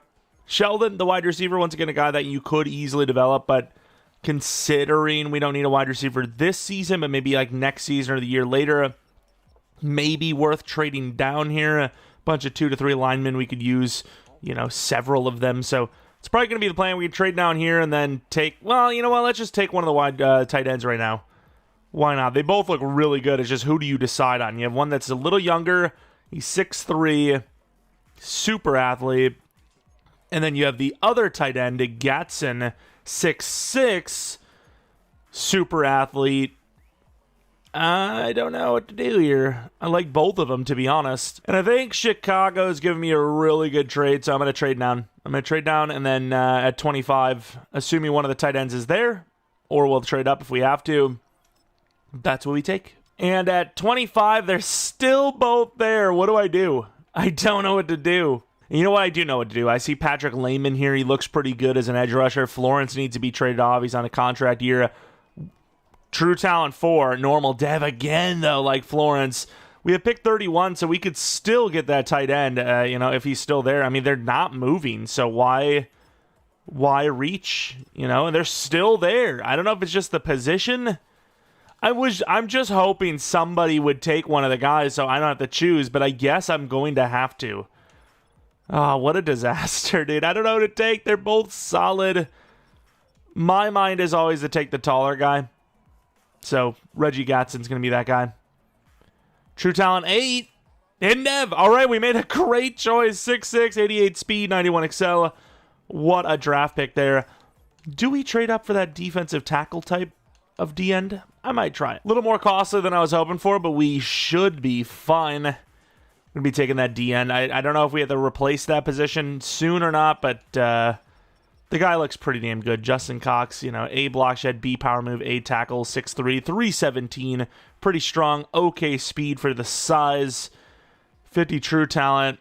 Also hidden dev. Okay, there you go. That's a good draft pick. All right, that edge rusher, he's a high true talent, but was he actually good? I don't know. I can't really say for sure, but here we are now in the second round. Actually, you know what? We might not even have any linemen here. Oh, we do. We got lucky with Gervaisi. I knew we were going to have Gibson there, but Gervaisi's still here. He doesn't look great, but we need O-line, and he's the last guy that's there, so why not? True talent 30. Hidden dev. There you go. It could go either way there. Worked out. Let's move on to the next pick. We got Mike Wells, the 4'3", 340 wide receiver. I think I'm going to take him. I like the speed. 99 true. Normal dev. Not a good pick at all. And then an 18, it might be a little bit of a reach. Yeah, let's try to trade this down for next year, and then at 31, go for the lineman. The Bears, yeah, we'll probably try to take a next year draft pick, get that value going. The Buccaneers are giving me a decent trade. Steelers, I feel like the Buccaneers have been decent for a while, though, so maybe not the best. And the Raiders have done me well, so let's get that 5th this, get the 3rd next. More importantly, just, adding more value, whereas pick 31 is really all I need for the rest of this class. Get that lineman, who's a round 1 from a day 3. Should be goated. Clyde Gibson. 15 true. Hidden dev, always the easiest to see. Scouting the interior of the line is just so freaking strong, dude. You get 3 position groups where you basically know exactly how good they are. Dev not always included, but pretty, roughly how good they are. Roy Gerard, why not add another wide receiver? He's got some speed. Not as fast as the guy we just grabbed, but still fast enough. Yet another normal, kind of struggling there to get some hiddens. But the other draft picks we had in this one, pretty good, especially that wide receiver, or the tight end anyways. And there we go, a bunch of draft picks for a 4th and a 5th. Still can't believe our 4-peat streak ends without even making the playoffs. Some really high overalls in this class that you could see some 74, 75, 76, 77s in here. Layman might not have been a hidden dev, but a 77 overall edge is a good pick no matter what. Really strong for 266 as well, 90 strength. And then we have Reggie Gatz in the tight end. We definitely have to compare him to the other tight end because we literally had the choice on who we wanted. We went with the older guy, but the taller one. Let's take a look at the dev. Only star, so not super hard to beat. Why did Leonard go so late, by the way? I know he's normal dev, but that athleticism alone should have gotten him near the first-round spot, but he's actually way down here. Where was he? All the way, almost in the 3rd round. That is wild, but hey, we got the better player, so I guess us going a whole round earlier is fine. Plus, ours was it was still in the 1st round, so we get that 5th-year option if we want it. Window trading Florence is on a contract year to the Bills for a 3rd and a 5th. It is season 8. Somehow, the team that is better than this missed the playoffs last year. I really don't know how, because once again, I feel like we should be making the playoffs this season. And if we do, it's really going to just make me question everything. We were a 95 overall last year and missed the playoffs. I don't feel like I can reiterate that enough. And here it is, the concerns that we had in full effect. J.J. McCarthy, can we do less years? I don't think it's really going to matter, but a 5-year versus a 6-year, there you go. Maybe I could have done less years. Woody, let's take a look at this one now. 31 mil. I think there's just some position you can't lose. Those two I really don't want to lose. Maybe should have looked further ahead just in case, though. Jefferson. I mean, it sucks, but at the end of the day, we kind of knew this was going to happen with Jefferson. He's about to be 34. He might straight up retire. We've seen it at 34. He's probably going to be dropped down to an 88 overall or less. Turner's really not done much. Dye, we never even gave a chance to. DeJean's 29 now. We have a backup already in place. And then I would really hate to lose O'Brien, but I think you have no choice. In these types of longer-term rebuilds, O-line is always going to take that hit. And it's unfortunate, but that is just the way it is. So we made it, if you will. We survived the purge of this team, if you will. But yeah, we're going to lose 289 pluses, an 85, and then Jefferson. But he might just be, one of those players that even if we had the money, we would have let go anyways because of regression/retirement. And wow, we actually had a really good season at 13-4. I'm not really sure why, once again, if you have a season like this, why we had a season like we had last year with a worse team this year. But really good turnaround. At one point, we were like 3-4, I think.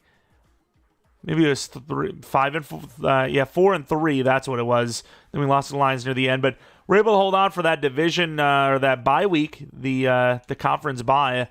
Let's take a look at the season stats. Obviously, J.J. McCarthy and Jefferson were really good. McCarthy, that's another MVP, I would imagine. Jeanty's been good, but not like truly elite, I suppose I would say. Jefferson, unbelievable season there. That's crazy. Gatson, I mean, maybe rookie of the year, doubt it, but you never know if it was a weak rookie class. White with 108 tackles. Defensively, Woody with 11 sacks. Turner with a 9.5. 9 for Williams, and then the rest, not so great. So basically, all the guys we've paid or will be paying for the future here have been the best. So for once, it actually worked out paying the guys we paid.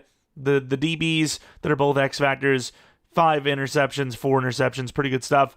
Whitfield, way better this year, so I mean, I'm glad we didn't give up on him, but that is more of a we can't really afford anyone new type of situation than we always believed in you type of vibe. McCarthy wins MVP, not really surprised by that. Jefferson and McCarthy at the top 2 for Offensive Player of the Year. Offensive Rookie of the Year, Gatson at 3. Unfortunately, not going to get that dev up now. Quarterback number 1, running back number 5, wide receiver number 1, O-line numbers 8 and 10, D-line at number 9. Woody won best linebacker. That's pretty good. Turner at number 4, and then DB at number 1 with Thomas. Cox at 5. Best kicker, number 4. Back in the playoffs, back with a bye week. Maybe not the four-peat, but 4 Super Bowls in 5 years is also pretty good. Could you imagine we didn't sell last year? Like, if we win a Super Bowl year this year, and we didn't sell last year, we'd have a freaking 5-peat, which is easily never happening, right? Like, even a 3-peat, if the Chiefs don't hit it this year in real life, I don't know if that's ever happening, as we lose anyways, so I'm not even sure what we're talking about. Oh, I can't believe there's a team that's even close to beating us. Once again, we're not as good as we used to be, but we're still really good. You have the Ravens and the Giants. We lost to the Giants. That feels a little wrong. Feels a little incorrect. Feels a little scamish, if you will. As the Giants win over the Ravens by 5. Let's take a look at our potential dev ups. I mean, pretty much most of our players are max dev anyways, especially on the offensive side of the ball. And, yeah, not going to see much here. Jefferson, sadly, is still good. He's a 90 overall. I would love to keep him one more year, but I don't think we can afford it, unfortunately. Could try to restructure someone just to give him one last chance. Pace is an 85 overall. Definitely need to replace him. Defensively, nobody goes up. Aubrey's the new cornerback too, but he's an 88 already, so we're fine there. And then DT, we'll probably just put Cox in at left end. Actually, maybe Reyes at left end and then put Cox at DT because he's a 317-pound man. But, yeah, the team's going to have, some more different looks. But overall, I think we've future-proofed pretty well. We also have an extra draft pick, I think, right? We traded for, the extra third, 2 extra thirds, an extra fourth and a fifth. So, yeah, we have a lot of draft capital. Any retirements, though? I know it wasn't Jefferson, but it could have been anyone else. Darnold retires. Would have been lovely to get him a Super Bowl, but we fell short. Now that he's gone again, we'll be winning Super Bowls like in no time. But let's see. So we have 23 mil. Jefferson should be cheaper because he's regressed, right? 2-year 45. Wait a minute. 1 year... No shot! Wow, the franchise tag's 55 mil. That's wild. McClendon, hopefully we can afford him next season. I don't know if we will be able to. O'Brien want to keep, but I can't. I think we try to get Jefferson back in free agency. I scouted wide receiver further, so maybe we'll actually find somebody, but I would like to keep Jefferson for one final year. One team. That's all. I just want him on one team for life. Let's restructure McCarthy, see where we're at. We should have done that beforehand. We would have saved, not saved money, but we would have been able to pull off that move. Wouldn't have had to wait till free agency. We have 41 mil. Easily can offer him 25-30. Take a look at free agency. Nick Bosa is still unbelievable. Max Sears. Is that our Sears? Or is that a different Sears? That might be a different Sears. Nobody wants Jefferson, so we almost kind of have free range to just offer that 25 and should be good to get him, right? I'm hoping. 90 overall. I think just teams can't afford anybody. They're all broke. I can relate. And we do bring in Jefferson. So 16.5 mil. We got Jefferson back. We need more linemen again, but nothing else that can't be managed. All right, we're in the draft, and we have multiple top 5 wide receivers available to us. Don't know who I want because Boss is probably the better player, but he is a shorter player. 4'4", 240, actually not even that great. I'm pretty sure Akins is a lot slower, though, which is saying something. He's actually not as slow as I thought. He's a 2-3 as well, but honestly, the 5th-year option, I think it's worth it. Instead of going to 10 in the second round, risking him, I'm just going to take him now. Philip Akins, he is 2 in true talent, and he's hidden. I really thought both of them were going to be normal dev. Neither were normal dev. That is a win and a half. O-line is probably our next best thing. Linebacker as well, but that's kind of future-proofing for something we don't need to worry about just yet. Don't know how good Hansen is, but honestly, we might have no choice but to just take him. We need 1 lineman at least, so that's probably the route we're going to go. All right, so we have this pick here, and Gore is still there, so that's another option instead. And I think, yeah, Gore is going to be my guy. Cameron Gore, super strong, tall, 51, hidden. That's a great pick. We trade up using a 5th-round pick to move up, I don't know, what is that, 7 spots? Math is kind of hard, so there you go, 7 spots. Let's take a look at Phillips. That's the guy we're looking at. Mr. Isaiah Phillips. Not the fastest, but pretty talented looking, so that's the guy we're going to take. Future-proof in the middle linebacker position for pace. 34 true. Hidden dev. Once again, not that athletic. Outside linebackers are just way more risky than middle linebackers, which I might even take another middle linebacker here in a moment. Got a lot of linebackers. We've had like always 4+ 75 overall guys, and why change it from there, you know? Marquis Alexander, very athletic. Feel like he's going to be normal dev, but I don't care at this point. Why not? True talent, 101. But also hitting at 93 speed. Wow, that guy is insanely fast. Let's move on to the next pick. I think I might go for that lineman. Wide receiver's cool and all, but we have a lot of wide receivers now. We're pretty goated. Oh, he's gone. It looks like we're taking the wide receiver. He can never have enough. 25 true. Normal dev. Wow, he is slow, though. Can't believe that center went. Where did he go? He must have went last pick of the third, huh? 4th, 5th, and a 5th this, with a 7th 2 years from now to get a 3rd and a 4th next year from the Bengals. We've been kind of supplementing these, you know, high 4ths with these trade downs. You know, these late 3rds, high 4ths with the trade downs, which, I mean, works out for me because usually we end up filling the draft needs in the first 2 to 3 rounds anyways. And I guess we'll look for maybe a kicker here as Whitfield. I don't know if we need a contract for him or not, but he's been good, but not good enough for resigning, in my opinion. Draft recap, Akins was a 77 overall. I mean, that's a brand new wide receiver, too, if I've ever seen it. Oh, that's a lie. I forgot we got Jefferson back. That's a brand new wide receiver 4, if I've ever seen it. I will say, once again, future-proofing, done right. Once Jefferson's gone this next upcoming season, we've got our guy already in place. He'll be an 80-something overall for year 10, is it? Ooh. Glad we drafted one now. You know, for a moment there I was like, oh, I made a mistake. But then I was like, you know what, actually? You don't really want a rookie wide receiver going into the final year, do you? Of course, brand new linebacker for when Pace is gone. The team is just, we're always 10 steps ahead. Season 9, the team is, you know, barely holding on. Jefferson's going to regress to, like, uselessness after this year, and Addison's not going to be too far behind. We have a brand new guy in Akins, but he's kind of sitting back up right now. We have him in the number 3 spot because Walker is a superstar.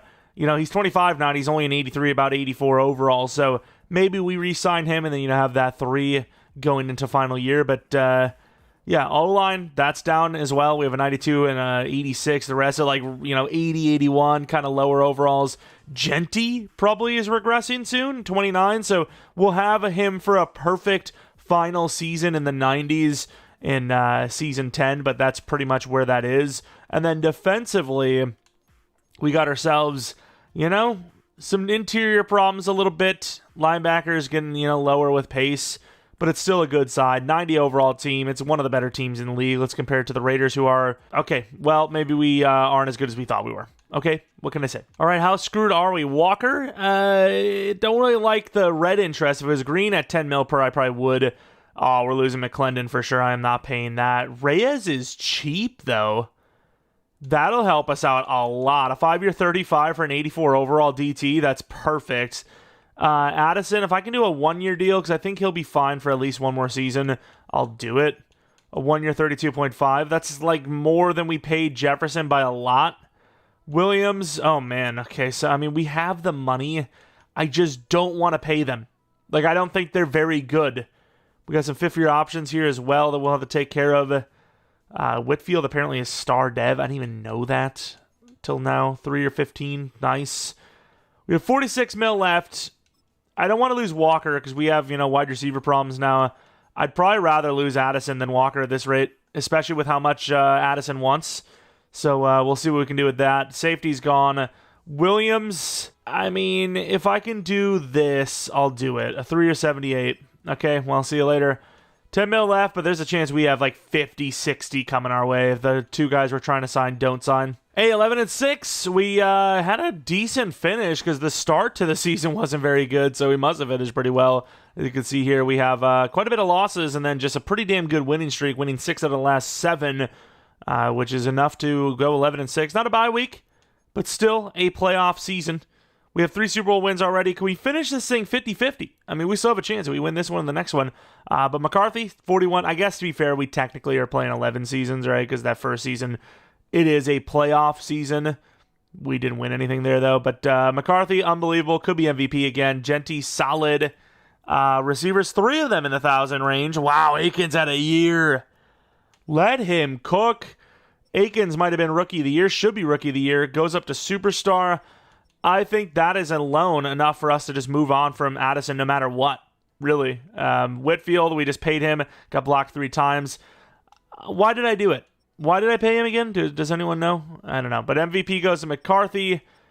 We almost won Offensive Player of the Year with McCarthy. Offensive Rookie of the Year, Akins. Nice. Defensive Rookie of the Year, new. Best QB at number 2, despite winning MVP. Makes no sense. Jeanty at 3. Akins at 6. Addison at 9. O-line at number 2 for Truman. That would have been something. Who even is Truman? Oh, that's the center we drafted, isn't it? That kind of sucks. Oh, well. In the playoffs, had a good year. Akins will be a superstar. Things are looking back up. Giants took us out last year. Let's see if they do it again.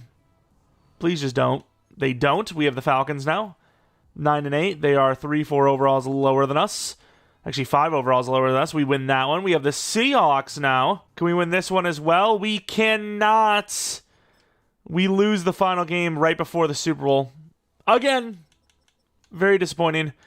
28-7. Yeah, I'm sure there's any team in this league that can beat us 28-7. McCarthy was terrible. Yep, sure. I believe it. Don't worry, EA. I believe you. So we have about $60 million. Did that also mean Jefferson didn't retire, by the way? He is still here at 87 overall. I mean, I kind of want to keep one of them. Who do you keep? Like, I would like to keep one of them. 5th-year option for Albury. Carter is going to be gone. So 5th-year option Albury. Carter, like I said, probably going to be gone. So, I mean, it doesn't matter right now. But Williams, I would like to keep on a 1-year if possible. We have a lot of money invested here. Let's do 29. 1 year, 29. Takes it. Beautiful to keep our season, our team intact as much as possible. We need a new safety. Who do you pay? Addison's got longer term, sort of. But Jefferson is the name, right? I think you got to go Jefferson. Jefferson is just, he's him. Let's go with Jefferson here. 1 year, 18.5. Glad to keep him. 11 mil left over. We got to replace a few players, but once again, nothing that we can't manage. We also have 30 mil. Not that we are going to use any of it, but Stingley's there. I mean, it's a good free agency group, but compared to some of the ones we've seen in recent years, not as good as it. We're in the final drafts. Free safety Levens looks really good. Safety is by far our biggest need. We don't have a safety currently. So, Corin Levens being a round 1. Feeling pretty good about that. That's going to be who we're going to take. Great speed as well. 22 true. Nev, there you go. That's a good pick. Automatic good pick. Safeties are so hit or miss. You usually get a good overall. You just don't always usually get a good dev. This time we got potentially both, hopefully. 73 overall plus, it looks like. Another safety. Do we get crazy with it? Ooh. Emerson. I'll take the round 1. Why not? I don't feel like round 1 is as important for a center or a lineman, but you know what? It's there. Why not? I really don't need too much anyways. I mean, future-proofing wide receiver again, I guess, but it's a future that we're not even a part of, so why even risk it? Why go crazy with it? Get somebody that we know is going to be good. Do I need another safety? No. Will I take another safety? Maybe. Possibly. I will say DT's also up there, which unfortunately there is none. Edge is up there as well, but we don't have an edge to take. Kind of just looking at I guess middle linebacker, maybe. If we have to pay that linebacker we got right now. We have Turner, who looks good, and then Cooper, who is an actual middle linebacker who I'm always going to choose over outside linebackers. Peter Cooper, true talent of, 80. Yikes, that was bad. Late 3rd rounder, going to be grabbing Deshaun Coles, the guard, who is true talent 35, also hidden. Then I'm going to take a 6'5" wide receiver, because why not? 129 true, 91 speed, 91 excel at 6'5" is not terrible. Super fun looking player as well. All right, we have a draft recap. We got the safety and the center, both 75 overall. Obviously, Levin's the most important because he is the one guy we absolutely needed to have a starting team, starting roster. Let's take a look what his dev is. Almost always star. Yeah, I mean, you got to remember, though, like, we're so used to seeing stars that it's like, hey, this isn't really that special. But even normal dev this year in Madden develops really, really quickly, and that's without even playing the games, without being able to easily trigger breakouts by having, really, really good matches, really good stat lines.